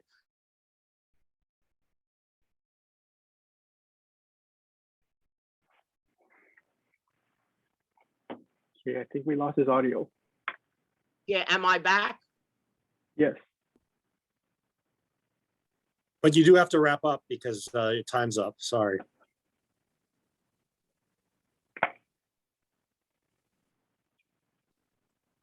So now I'm unmuted. Again, it looks like I'm unmuting. No, I appreciate it. I was looking for the screen that gave the timing. And I did notice that numerous people went over the 3 minutes also. And I was trying to get this done in 3 minutes. So I appreciate the extra time. So I will wrap up now. And I'm saying that again, Oahu is not only Hawaii. So look at Maui County, 3 islands with people living on it. Please look at those, that district. I'll try to work on the program online and see what I can come up with. However, I'm asking to stop doing this where you have the 13th district with these 3 remote areas. I hope, and again, I want to incorporate my earlier testimony from 2 weeks ago. Thank you very much, commissioners. I understand it's a huge Herculean task what you're doing. And again, because the census came late, does not mean that you now have to, because the Supreme Court says by law, you have to hold to something. Thank you very much. Mahalo for the opportunity to testify today. Sorry for the disjointed testimony, and mahalo and aloha from the jungles of Huelo in the North Shore of Maui. Mahalo. Any questions? And I do want to say that the Supreme Court gave us a date and we do have to hold on to that. We have no choice on that. You always have a choice. And like I said to you, our charter says you have to put in the community plans, and it's over 10 years. And again, I worked on the census. The census was late. So the federal government comes late for your information, and then you have to hold to it. I'm sure there are attorneys that can work that out. Mahalo. Again, I know you have a huge task, and I don't mean to be argumentative. Whatever comes up is what's going to be. So thank you very much. Sir, we're already on an extension from the Supreme Court, the Hawaii Supreme Court.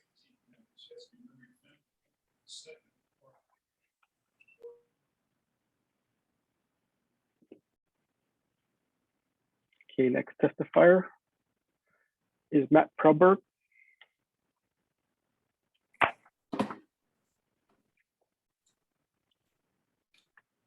Aloha Chair Mugi Ishii, commissioners and neighbors. Again, I want to thank you all for stepping up to serve our state during this once in a decade process. And thank you for the opportunity to testify this afternoon. My name is Matt Krelberg, and I am the chair of the Makali Mo'ili'ili Neighborhood Board, number 8, and I speak in my individual capacity as our board has not yet had the opportunity to take a look at the proposed map. Although we are going to be looking at it at our meeting next week and hopefully coming together to make a decision to submit for the future meetings on this issue.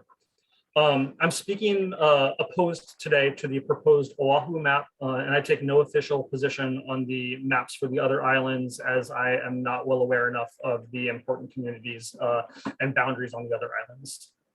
I understand that the process of redrawing these maps is difficult and imperfect, and I do not expect a map that perfectly represents any singular neighborhood or a combination of neighborhoods. I also understand that today will not be the final opportunity for public comment, yet I do feel remiss to be sure that my neighborhood is heard at each level of comment that is possible. As mentioned, and as I discussed at the past meeting, I am opposed to the proposed Oahu map specifically because of proposed House District 21. The proposed House District 21 is drawn to cover the majority of Makali Mo'ili'ili and the Diamond Head neighborhood. These neighborhoods, as drawn on the current proposed map, is only connected by the Alawai Golf Course, which is non-residential. I'm concerned that neither of our communities will be best served by a single representative who has to consider the varied interests of these two very distinct neighborhoods. And while connecting these two communities together with only a narrow non-residential property is technically allowed by the law, I am concerned that combining our neighborhoods is against the spirit of the law requiring contiguous districts. I recognize that neither Mo'ili'ili or Diamond Head are large enough to merit a single state House representative dedicated to our neighborhood, but it's a reality that these neighborhoods must be combined with adjacent neighbors for political representation. Currently, Makali Mo'ili'ili is served by 4 representatives. So when Ms. Gardner was talking earlier about not wanting 3, I'm like, man, I'd be happy with 3 at this point because 4 is just far too many. If we are going to combine Makali Mo'ili'ili or Diamond Head with a separate community as would be needed, either could be combined with parts of Kapahulu or Waikiki. Makali Mo'ili'ili can be combined with Ala Moana. Diamond Head could be combined with Kahala.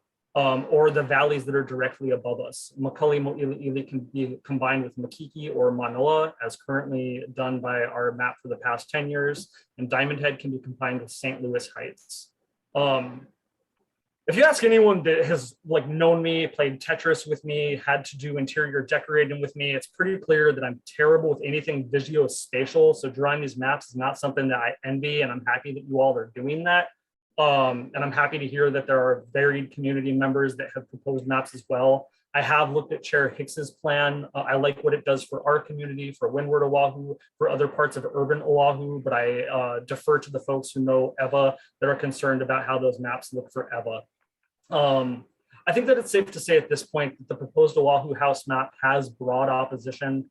I look forward to our future public comment period in which other maps that address the varied concerns raised by our community members can be meaningfully considered by this commission and by the public. I want to thank you again for taking on this necessary and difficult kuleana, and I am available for any questions that you may have. Mahalo. Thank you. Any questions for Matt?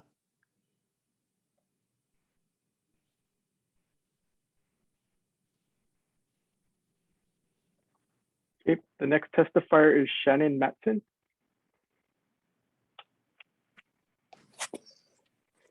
I'm here. Mahalo, commissioners. This is Shannon Matson. I am, sorry, give me 1 second to gather my thoughts. I really appreciate you guys all sitting through all this too. So mahalo nui for that.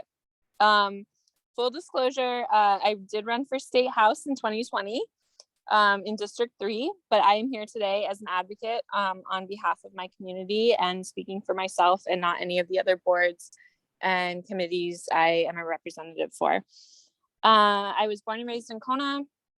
I was born in Honaka'a, I was raised in Kona, longtime resident of Hilo.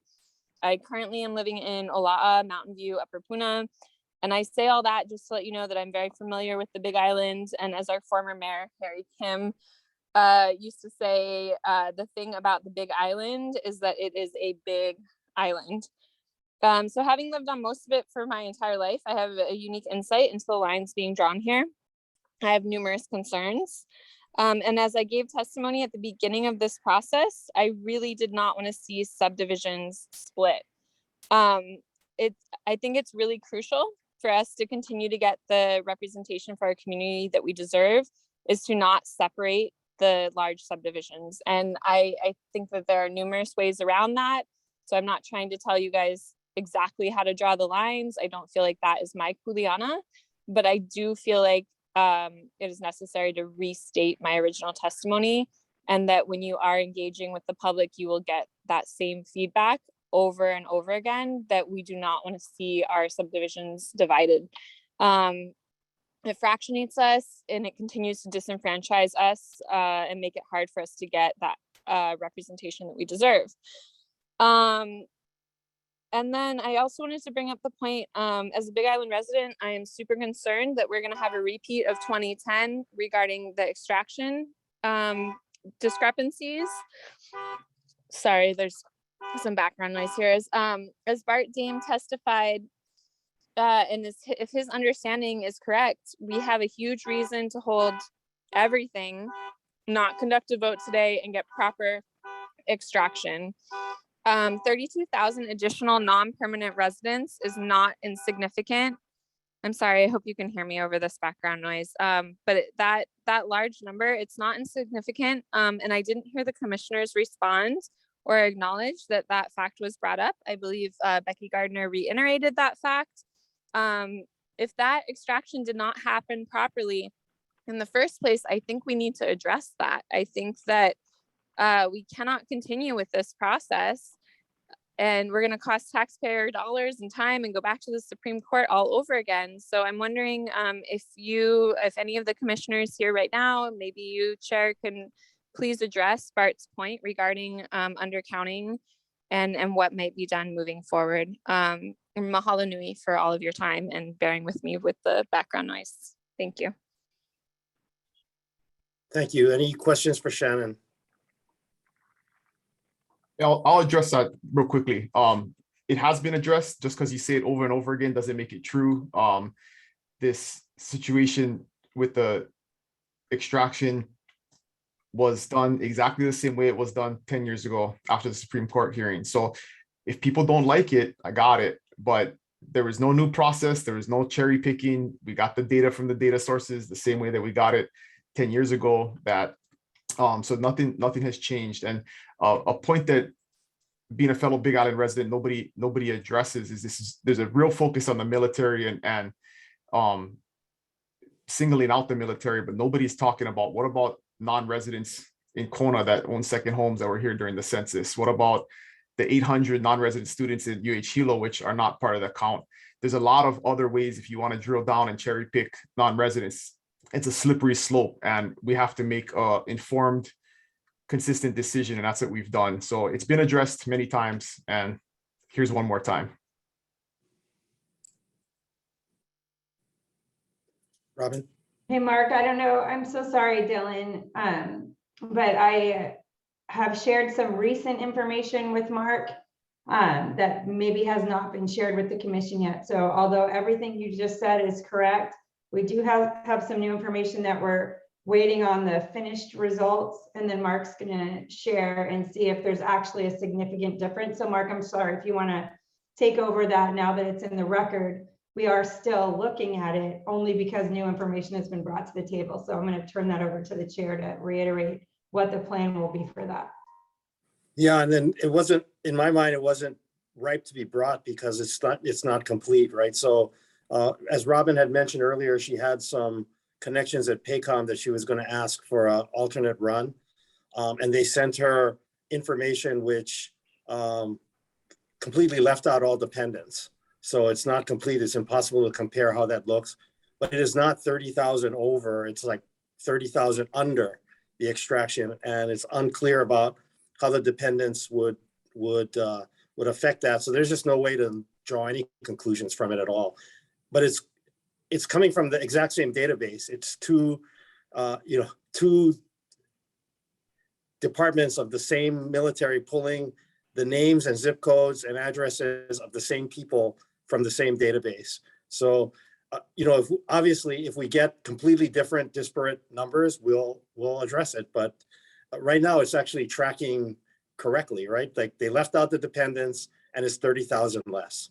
So, Robin, I don't know if you want to add anything to that, but we don't have anything that we can compare. Right. I mean, at the end of the day, the military sees there's some discrepancy that they don't agree with. So we're not done. But we're just going to promise that if they're at the end of the day, when they pull this DMDC or whatever additional information, if they come back and there's a discrepancy significant enough, and we're promising that, we will come back to the table with the information. It will be made available to everybody, but we are going to wait until we get the full, all of the information accumulated together to bring it to the attention of all of you.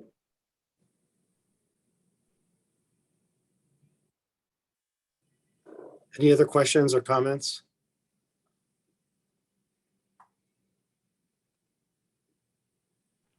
Okay, the next testifier is Brett Colbus. Aloha, Chair, Commissioners. I'm speaking as a representative or as a community member in Eva Beach, not in any capacity of my other organizations that I chair or represent. In regards to Eva Beach, I've talked to several members of the community, and they have no issues with the current districting for the House district in Eva Beach. I will let the committee know that the representative that spoke does not represent the majority of the members of our community that I have talked to. In fact, many of the community members are happy that there might be a new representative for our district. Still have some, I have not, and I fully support the Bill Hicks proposal in accordance, at least as far as it affects the Eva Beach area. And I still am looking at the Senate, his Senate proposal. But thank you for everything that you are doing. And I appreciate all the effort you guys are putting in. Mahalo. Thanks. Any questions for Brett?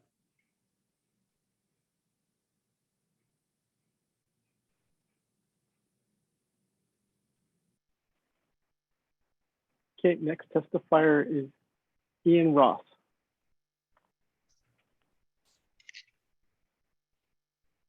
Thank you very much. One moment, please. Thank you very much. My name is Ian Ross. I have the privilege of serving as the Makiki Lower Punchbowl Tantalus Neighborhood Board Chair, and I'm a resident of Makiki. I testify in opposition to the Oahu map as it relates to the House of Representatives. I take no official position on the maps for the other islands. I would rather lend my voice in amplifying the voices of the individuals who come to represent those communities. I share some of the concerns that I saw in the written testimony from people living in my neighboring community of Manoa. House District 24 under the proposed map shifts east, encompassing a significant portion of Manoa. At the same time, District 24 loses portions of Makiki Heights and Makiki in the west and Lower Makiki in the southeast. And the end result is that Makiki's representation is split while we do the same to District 20, which is largely in the place of the current House District 23.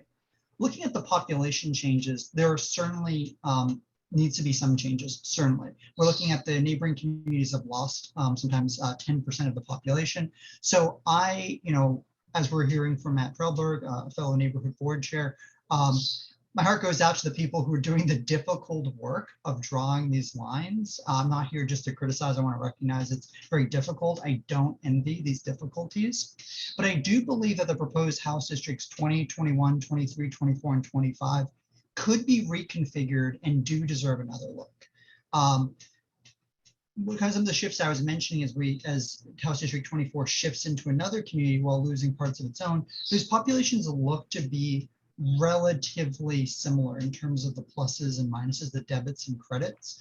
And I believe that some of the surrounding areas that don't have as distinct community feel and strong identities could be some of the ones that have more of the reconfiguring. And the reason I believe this might be the right approach is that it helps communities to more easily express their priorities via the voting process, but also organizing with relevant government organizations through other organizations, government officials through organizations like neighborhood boards. Less of the people who are on dividing lines can make certain processes a little bit easier. I can tell you as a neighborhood board chair, areas that are on lines often get overlooked, and there's a little bit of a hot potato between elected officials on who's being the point person on things. And I see those things falling between the cracks very often. So again, I want to ask for another look on this. I know I have a little bit more time left, and I'm happily going to give it back to you folks. And I'm also happy to take questions. Thank you very much. Thanks, Ian. Any questions for Ian?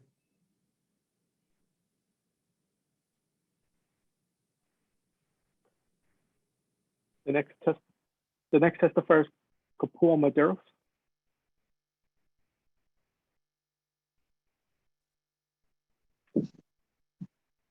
Aloha. Can you hear me this time? Yes. Mahalo. I'm Kapua Maderos, a concerned and active Waimanalo community member. I'm not sure why reapportionment is necessary, possibly to save the state money. I am opposed to the reapportionment of the Waimanalo District number 51. So many times we Waimanalo residents, majority of us Kanaka Maoli, are having to take drastic measures to get our voices heard to solve issues that continue to plague our small country community. This reapportionment as planned will negatively impact our voices being heard, as well as federal funding for our community. Other socio and economic impacts of this reapportionment will also include the division of our keiki that already mostly attend Kailua district schools, possibly less funding to create solutions for the already surmounting traffic issues, unfair representation of our already unheard voices, even less funding to maintain our parks and recreation facilities. And the voices and conditions of our agricultural community will also be negatively impacted. Our Native Hawaiian majority of residents will become a minority within the reapportioned district. If these changes are solely for voting purposes, then in all fairness, the Reapportionment Commission should be creating smaller districts in order to attain the most fair representation of communities and their residents, not grouping together communities, thus dividing them and negatively impacting their voices, as well as their socio and economic conditions. Mahalo for hearing my voice today. Thank you for giving me this opportunity, as it took me a while to get connected. I did just a small background of myself. I am very active in our neighborhood board here in Waimanalo. I also sat on a road to save Punananiho. And only after we tried many different avenues of what the process called for. This is what drives my testimony today, that our voices are not being heard, and this reapportionment will negatively impact that and not help in any way. Mahalo. And have a beautiful and blessed day. Aloha. Mahalo, Kapua. Any questions for Kapua?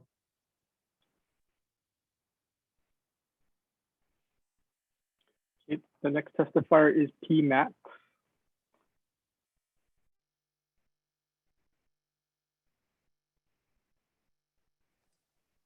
Hi, I'm Patrice McDonald from the Big Island of Hawaii.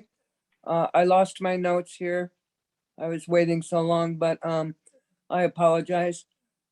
Being from Hawaii Island, we have an issue in redistricting and in reapportionment that our oldest, largest subdivisions in Puna are divided into Hilo.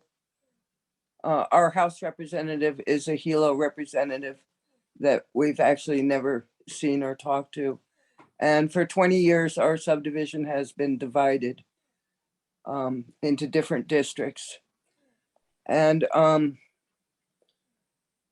our issue is that there are still 3 Hilo districts, but per population growth, there really should be 3 Puna districts. We ask that the commissioners address this issue, which has removed our autonomy. We are not in Hilo town. We are in Puna district. We would like to see our House districts represented by Puna representative, not a Hilo representative. Now, I understand that you're all on Oahu and this may not make that much sense to you, but we're just asking that our communities not be divided and split in half in order to appease the commercial Hilo and Kona districts. Thank you very much. And I very much respect your work and how hard that is for you have to do on Oahu. Thank you. Is there a subdivision in particular you're talking about? Actually, I there do live on is. the Big Island, so I'm familiar. Okay, Hawaiian Acres seems to be the kind of lost child of Hawaii Island, and we are the oldest, largest subdivision. We are frequently mixed up with Hawaiian Paradise Park because they're smaller lots and they have more population. But we are like 6,000 to 8,000 people out here. Land-wise, land area, we're a lot larger. People were concerned this morning with redistricting because some Kona commissioners were dividing Hawaiian Acres into 3 different districts. And we really miss the autonomy of being part of Puna. Plus it affects us culturally, financially, socially. You know, we are very much Puna Malka, and we would like to stay Puna Malka. And we have this tiny little district in Hilo, which is our House representative.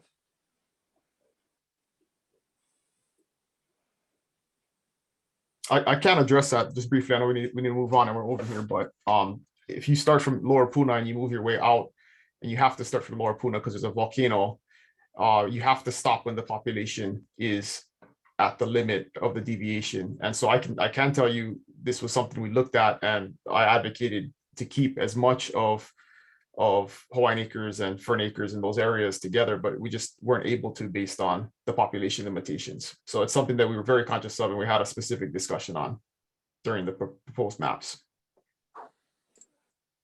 Thank you. What is your name? I'm sorry. Dylan Nonaka. Thank you.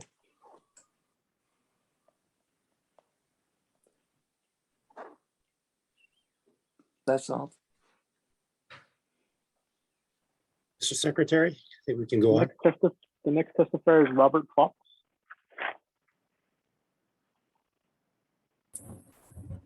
Yay, I get to speak. Can you hear me? Yes, you can. Yay, great. Robert Fox here from Lower Manoa. I've been a Hawaiian resident for 45 years, so I guess I qualify for having a voice. I very much support Ellen Watson's statements, and I'm fearful also, Ellen, that this will be a dog and pony show. But the thing that I want to bring to your attention here is the redistricting criteria. It's supposed to be compactness. Well, we certainly did not get that. Contiguity, that's really important. It means cultural here, that it's together, that we stay within the boundaries which are geographic, which is important. I understand the equal population thing is the problem that we're having a stumbling block on. But I also think that we need to really recognize the traditional communities of the islands. So Manoa has always been an ahupuaha, going all the way to the ocean. Why? Because it is the watershed of the ko'alas. And what happens in Manoa happens in Mo'iliili. We've had representation for years. And it's important because we don't want to make mistakes that we made in the past. For instance, if you look at the Regency Tower, when they built that thing, they couldn't get a foundation to strike. So they poured 30 tons of cement into the ground. unknowingly blocking the Manoa Stream underneath the ground, and it stopped the springs at Ka'ahumanu Springs, where we have the Willows restaurant right now. Those used to be flowing streams.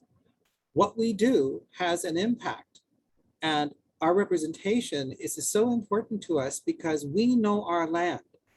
And I don't think that Kaimuki has exactly the same issues that we have. They probably have more in common with Kapahulu. That makes sense to me. But anyone from the headwaters of Manoa Stream all the way to the ocean, we have similar issues. We talk about how do we control the floods that damage the library at the university. I mean, we have really concrete issues here, and we need representation that is cohesive and honors the history of the islands here. Nu'uanu has the same thing. I'm grateful that Michael loves Makakilo. I love your mother. She's fabulous. Carolyn's the best. And I'm glad that you have a cohesive neighborhood there. And I want to continue the same vision that we have of the Ahupuaha in Makakilo and Eva. I think it's the best route to take. Going laterally on this island makes very little sense, because that's not the way anything is developed in the islands. It goes from the mountains to the sea, always, right? So when you do lateral, you get disasters like the rail that we have, blocking the views of people, ruining the land, not respecting our Aina. We've got to really get back to what the kings thought originally when they granted us the right to even own the land here. Respect for the land is very important, and knowing the natural geographic boundaries and the communities of culture, I think is superbly important for us. Thank you. Mahalo, Robert. I'm glad we finally got to let you talk. Thank you. Any questions for Robert?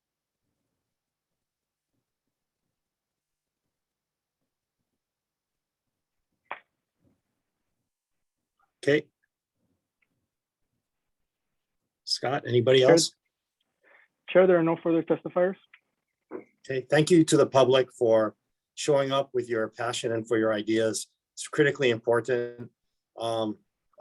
You know, every commissioner who spoke, I hope you got from them the concept that none of us believe this is a done deal. The whole point is for us to take in this feedback and all the different perspectives, but at the end of the day, come up with something that meets the requirements that we have to have in order to legally create a map so that we can have elections. So we are going to do our best, and believe me, the technical committee works very, very hard, and they are meeting regularly once these pieces of feedback come in. So it'll all be considered. So with that, we're going to move on to the next agenda item 4, reports by the apportionment advisory councils. We have invited each advisory to provide feedback on the matters affecting redistricting for each island unit. Each advisory council can present at our meetings if they would like. Would any advisory councils like to present?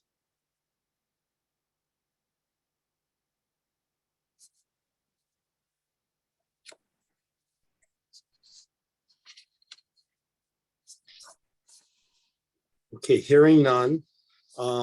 Did 2 or more commissioners attend a meeting of the advisory council? Because if so, HRS 92-2.5E requires that you confirm your attendance for the record and report on what matters were presented and discussed. Mr. Chair, I was present last night with I believe Commissioners Ono and Rathbun, right? Is anyone else there at the Hawaii Island Advisory Council meeting? I think that was it. Oh, Commissioner Shimura was too. I did not attend. We just observed. Yeah. Chair, I attended the Kauai, Maui, and Hawaii council meetings.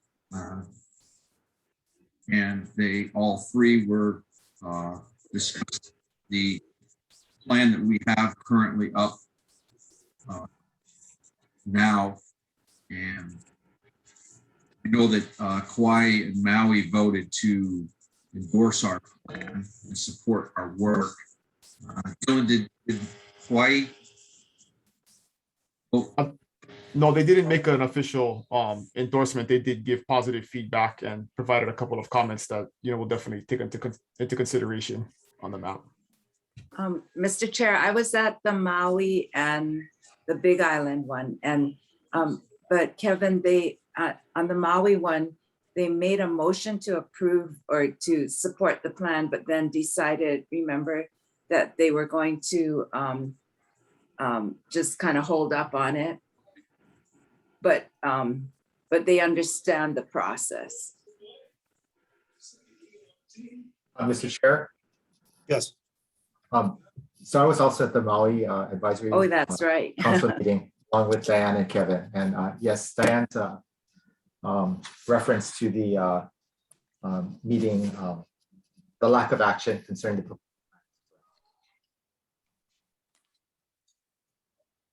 Thank you. Any other Chair. commissioners want to report on the advisory council meetings?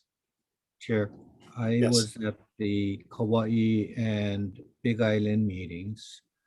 I don't know if the Kauai Advisory Council member, Chair Mina Morita, is still on the meeting. Is that something our secretary can check? She is logged in. I see her as still logged in. Maybe Mina would be able to present their recommendations. I do know that, they supported the map for Kauai, but and as well as the ratification, or not ratification, but the opposition to the canoe districts. They did take those positions, and she submitted a report. I do not know if the full commission has seen that yet.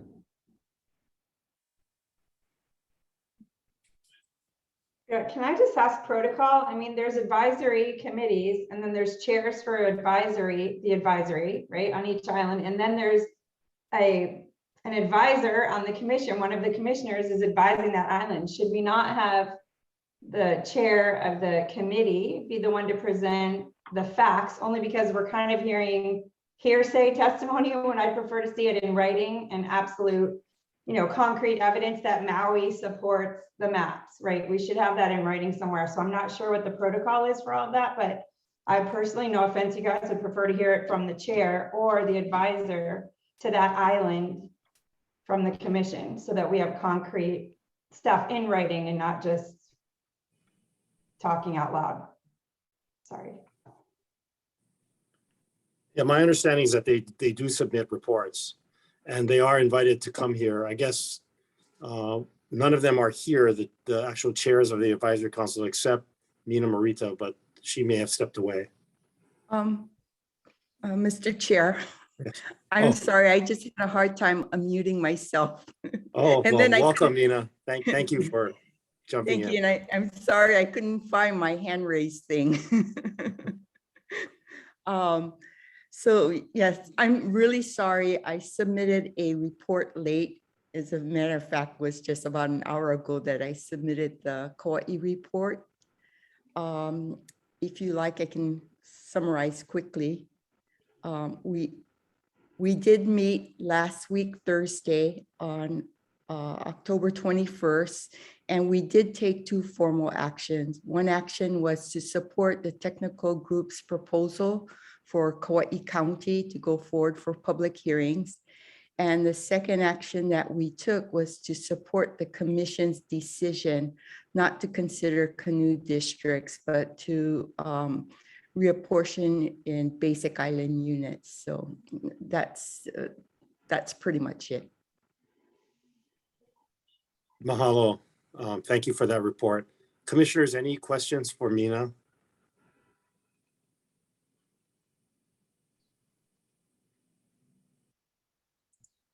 Okay, well, thank you very much. We'll now move on to the next agenda item. This is agenda item 5, approval of the minutes of the meeting of October 14th, 2021. In your meeting packet, you had the minutes of the October 14th meeting. Is there any discussion on those minutes?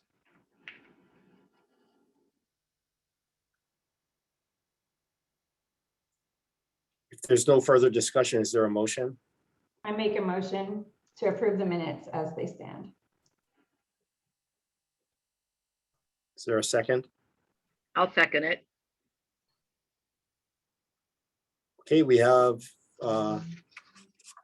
Secretary, can you read what you have? We have a motion by Commissioner Kennedy, seconded by Commissioner Makota. Okay, any discussion? Okay, Mr. Secretary, can you please take a vote? Commissioner Chip Chase. He has no audio. There we go. I just wasn't allowed to unmute, but I'm allowed now, and I vote aye. Commissioner Chun. Aye. Commissioner Kennedy. Aye. Commissioner Nakota. Aye. Commissioner Nishimura. Aye. Commissioner Nonaka. Aye. Commissioner Ono. Aye. Commissioner Rathbun. Aye. Chair Muguishi. Aye. Chair, the motion carries. Thank you. All right, we'll now move on to agenda item 6, discussion regarding the conduct of public hearings and future meeting dates. So before we consider a vote on the adoption of the proposed legislative redistricting plan, I think it's really important that we discuss the process that this commission will take. Some of the stuff we were discussing during the testifying portion. These are the processes that we have to follow by statute. And it is a priority to this commission, and you could hear it through all of the responses by all the commissioners. And for me as chair, that we make sure that the public is provided with ample time and opportunity to provide feedback. All that being said, we have to finish by February because the Supreme Court gave us till then for this extension. So in our previous meeting on October 14th, we were presented with a proposed plan, and proposed is very important. It's not a final plan, it's a proposed plan that was drafted by the technical committee, which as a permitted action group is tasked with developing a plan that meets all the criteria set forth by law so that the public can react to it. In today's meeting, we'll be taking a vote on the adoption of that proposed plan, because once a proposed plan has been adopted, it triggers the next phase, which is a series of public hearings where public testimony can be submitted specific to that proposed plan. In addition, in order for the public to be provided with an opportunity to provide input, the public hearings will be conducted at least once in each basic island unit with at least 20 days of public notice given, with a quorum of a commission present whenever practicable. So although these meetings are being noticed by specific areas, it's important that the public realize that they are free to attend and provide comment on any area or aspect of the proposed plan at any of the meetings. At this time, the tentative dates for those meetings are November 23rd, public hearing for Kauai, November 24th, public hearing for East Honolulu, November 26th, public hearing for Big Island West, November 29th, public hearing for Big Island East, November 30th, public hearing for Windward Oahu, December 1st, public hearing for Lahaina on Maui. Also on December 1st, public hearing for Kahului on Maui. December 2nd, public hearing on Molokai. December 3rd, public hearing for Central Oahu.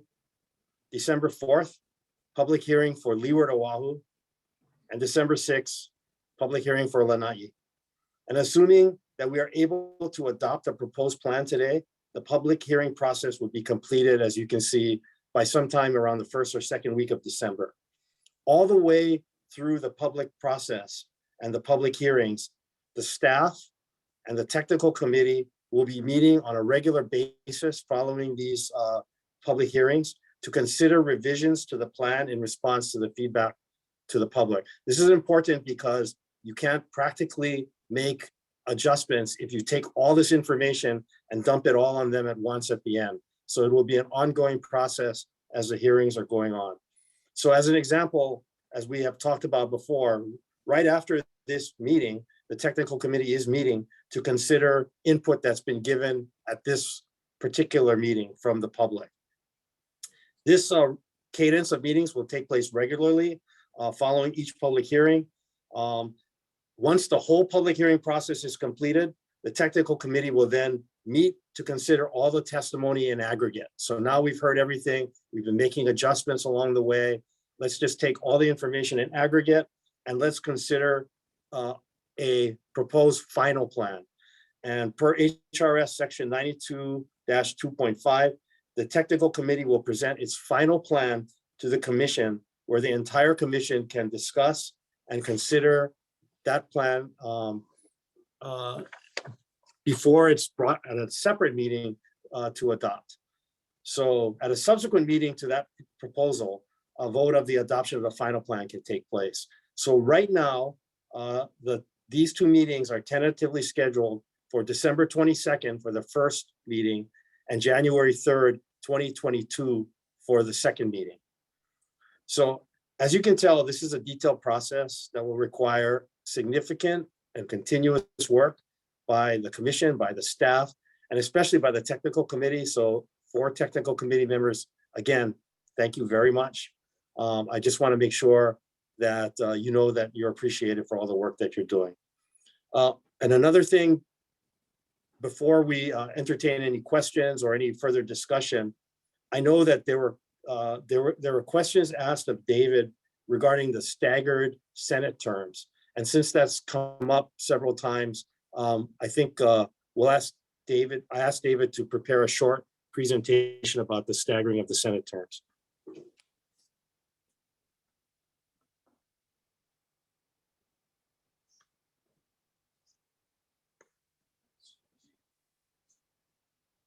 David?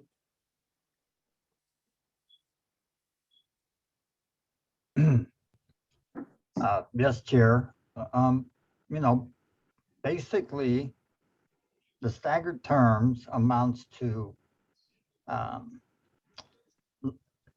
limiting the amount of folks in districts to go through an election cycle for the Senate. So what we actually do is we take all of the Senate, all of the census blocks that participated in the last election, regular election. And we put those in a column, and then we overlay the new districts on top of it. And so the majority of the districts that did have elections in 2020 would be reclused from the first election after the 2022 election. So the ones that had the least amount of folks in an election would be the ones that would have 2-year terms, and the ones with the most folks 4-year terms. And we really can't decide what the terms are going to be until we get districts accomplished.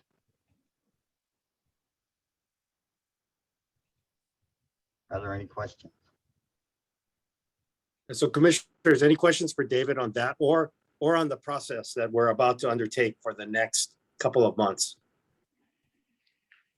Yes, Chair. I don't have a question for David. I just have some concerns about the 3 public meetings the week of Thanksgiving and the public turnout the day before and the day after Thanksgiving. I don't see where we're going to get a whole lot of turnout on those days. David, can you turn on your video, please? Yeah, I have to find me. Here I am.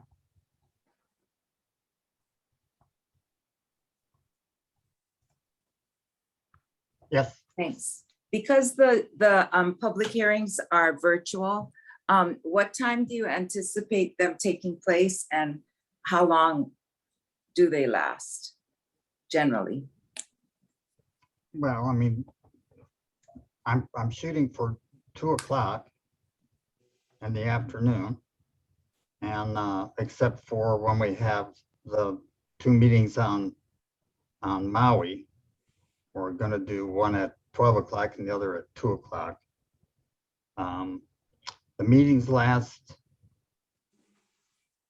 whatever, however long they last. You know, we go through specific plans for the areas that were localized with the hearing. However, anybody can attend and anybody can make comments on the plan. But I would expect meetings to be not quite this long, but lengthy. It really depends on how much interest there is. There's some that nobody shows up to and you're done in 10 minutes. And then there's some where it would be a lot of public testimony. Yes, I was giving worst case scenario.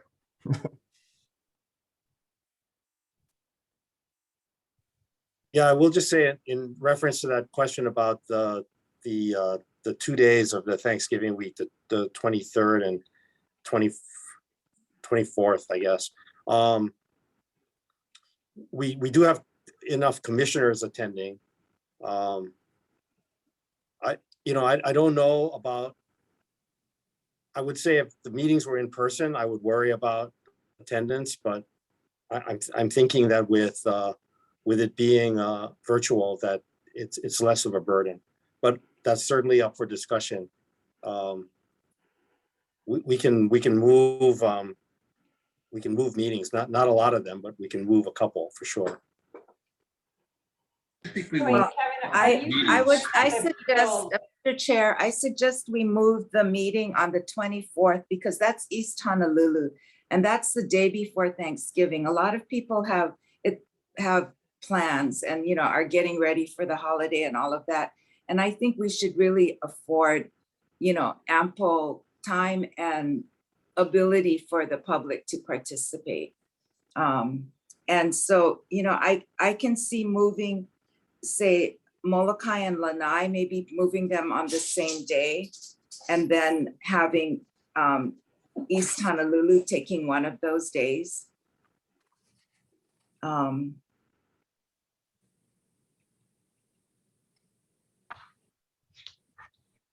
Well, I also think another consideration too is typically when you hold a public hearing, it's in the evening or on the weekend so that people can not have to take off work with the significance of what we're doing. And I'm not trying to slough this off. I'm just looking at that week as maybe not ideal, and the meetings maybe should be in the evening or on a Saturday. That's the way I've been on other commissions, and that's the way it's always been done when I've been involved.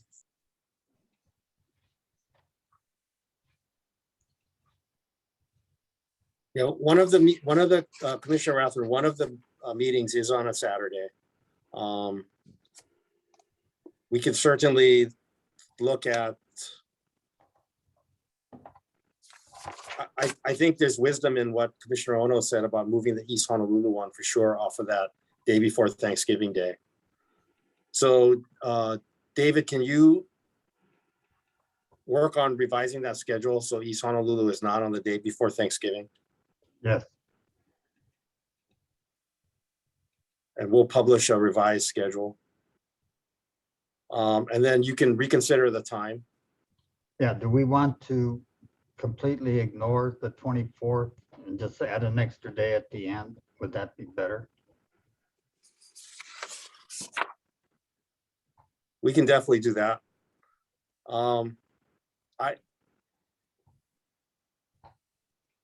Let's see.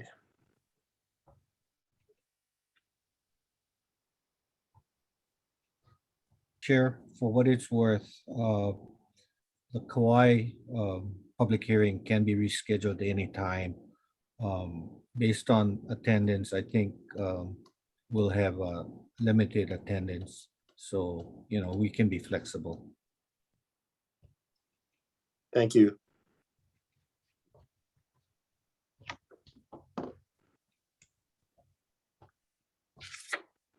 Is there another Saturday, David, where the East Honolulu one can go on? I'm sure we can find one.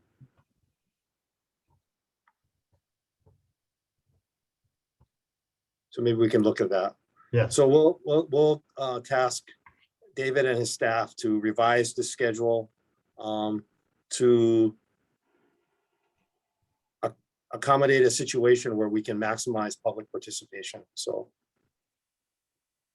Do we want to look at maybe doing meetings at 6 o'clock?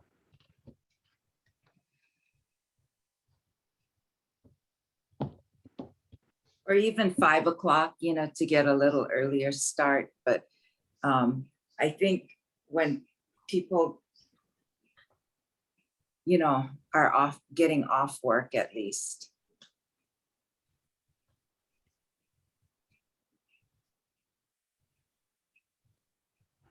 Chair, this would be predicated on the ability to approve the proposed maps today. Is that? that is correct. Yes. If we do not approve the proposed maps today, we'll have to have a minimum of 2 more commission meetings before we can do this. Because we would have to bring another proposed plan and then vote on it on a subsequent meeting.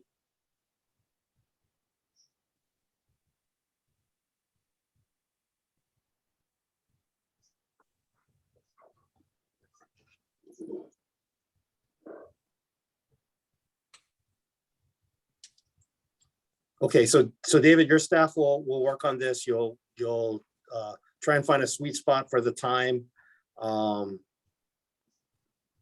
What is the mechanism for publishing these dates to the public so that they have it well in advance? I know it says 20 days in advance, but there was a lot of testimony today about making sure it goes in a place where people can see it and get it and understand it and all those kind of things.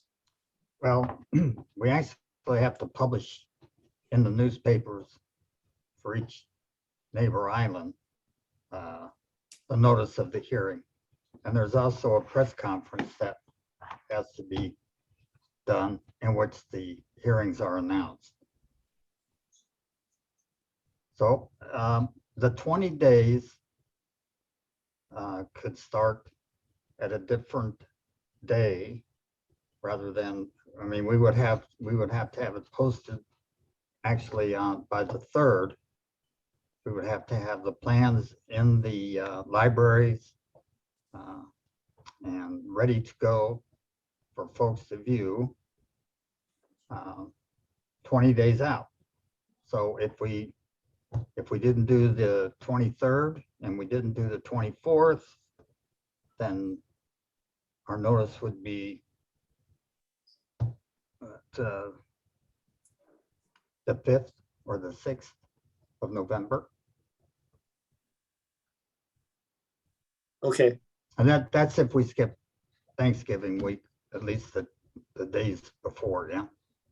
Can I ask a question? David, everyone has the opportunity to present written testimony as well, right? Maybe we keep the dates and see how many, people attend, give the people that can the opportunity. And then if we feel like it wasn't a strong enough representation, however that calculation may be made, or we encourage with however we present the dates, that people have the ability to create written testimony as well. Look, we had 170 people submit written testimony today.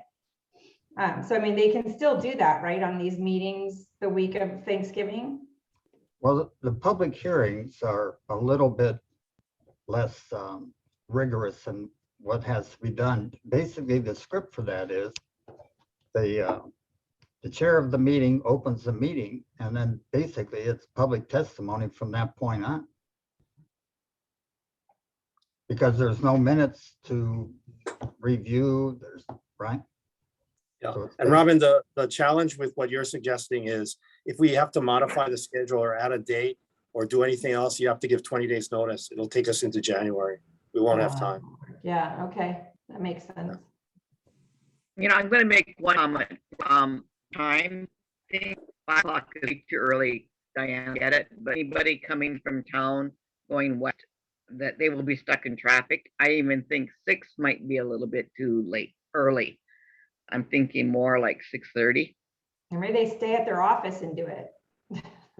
Don't leave. Not if you got kids and you get home and feed them, pick them up, whatever. So it's a good hour of traffic coming home on the west side at that time. Yeah. So David, when you do the final schedule, have the dates and the time. I think what we're saying is the times don't have to be all exactly at the same time. you can customize it for Yeah. West Oahu yeah. traffic. That's a or good something idea. like- Yeah, I can do that. yeah, thank you. Any further discussion on and thank you all the commissioners I know responded with their availability. So when David puts out the new thing, we'll poll you again, so that we just make sure we have a quorum for all the meetings. And then we'll go from there. Any further questions or discussion? Okay, if not, we'll move to agenda item 7, which is our discussion and action to adopt the proposed legislative redistricting plan. So at our last meeting, the technical committee permitted interaction group presented the proposed legislative redistricting plan, which has been the topic of discussion for most of today, as you all know. Does anyone have any questions, or is there any discussion about that?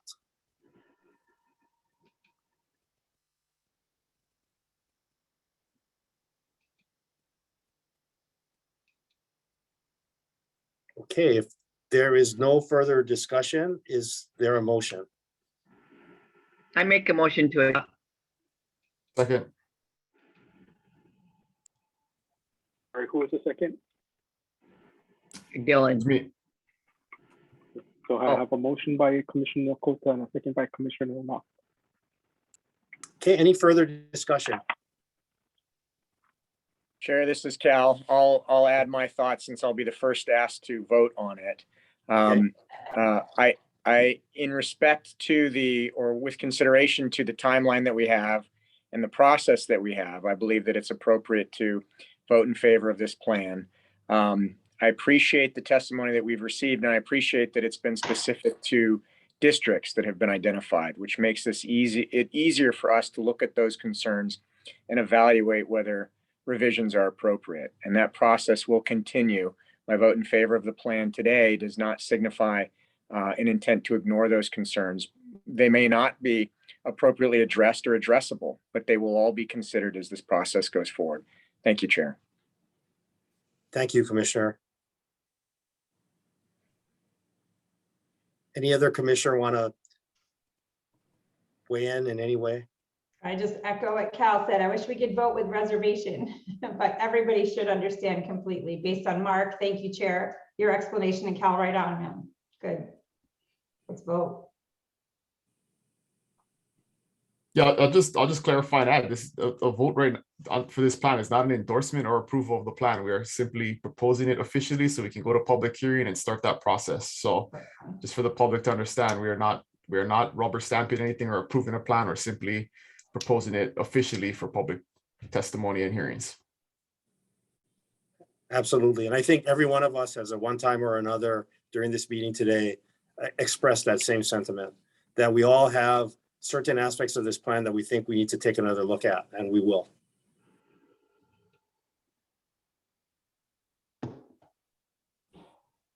Okay, if there's no further discussion, Mr. Secretary, can you take a vote? Okay, so the motion is by Commissioner Kota, seconded by Commissioner Naka. Commissioner Chipchase. Aye. Commissioner Chun. Aye. Commissioner Kennedy. Aye. Commissioner Kota. Aye. Commissioner Nishimura. Aye. Commissioner Nonaka. Aye. Commissioner Ono. Aye. Commissioner Rathbun. Chair Maguishi. Aye. Chair, the motion carries. Okay, thank you. Now we move to the final agenda item, which is adjournment. So thank you, everybody, for participating in this meeting. I think it was very enlightening. We got to hear a lot of public testimony, and it's great. And I hope we were equally enlightening to the public about the process as it will go on from here, and that we will be responsive to them in terms of listening to all of their concerns. So if there's no further business, is there a motion to adjourn? I so move. Second.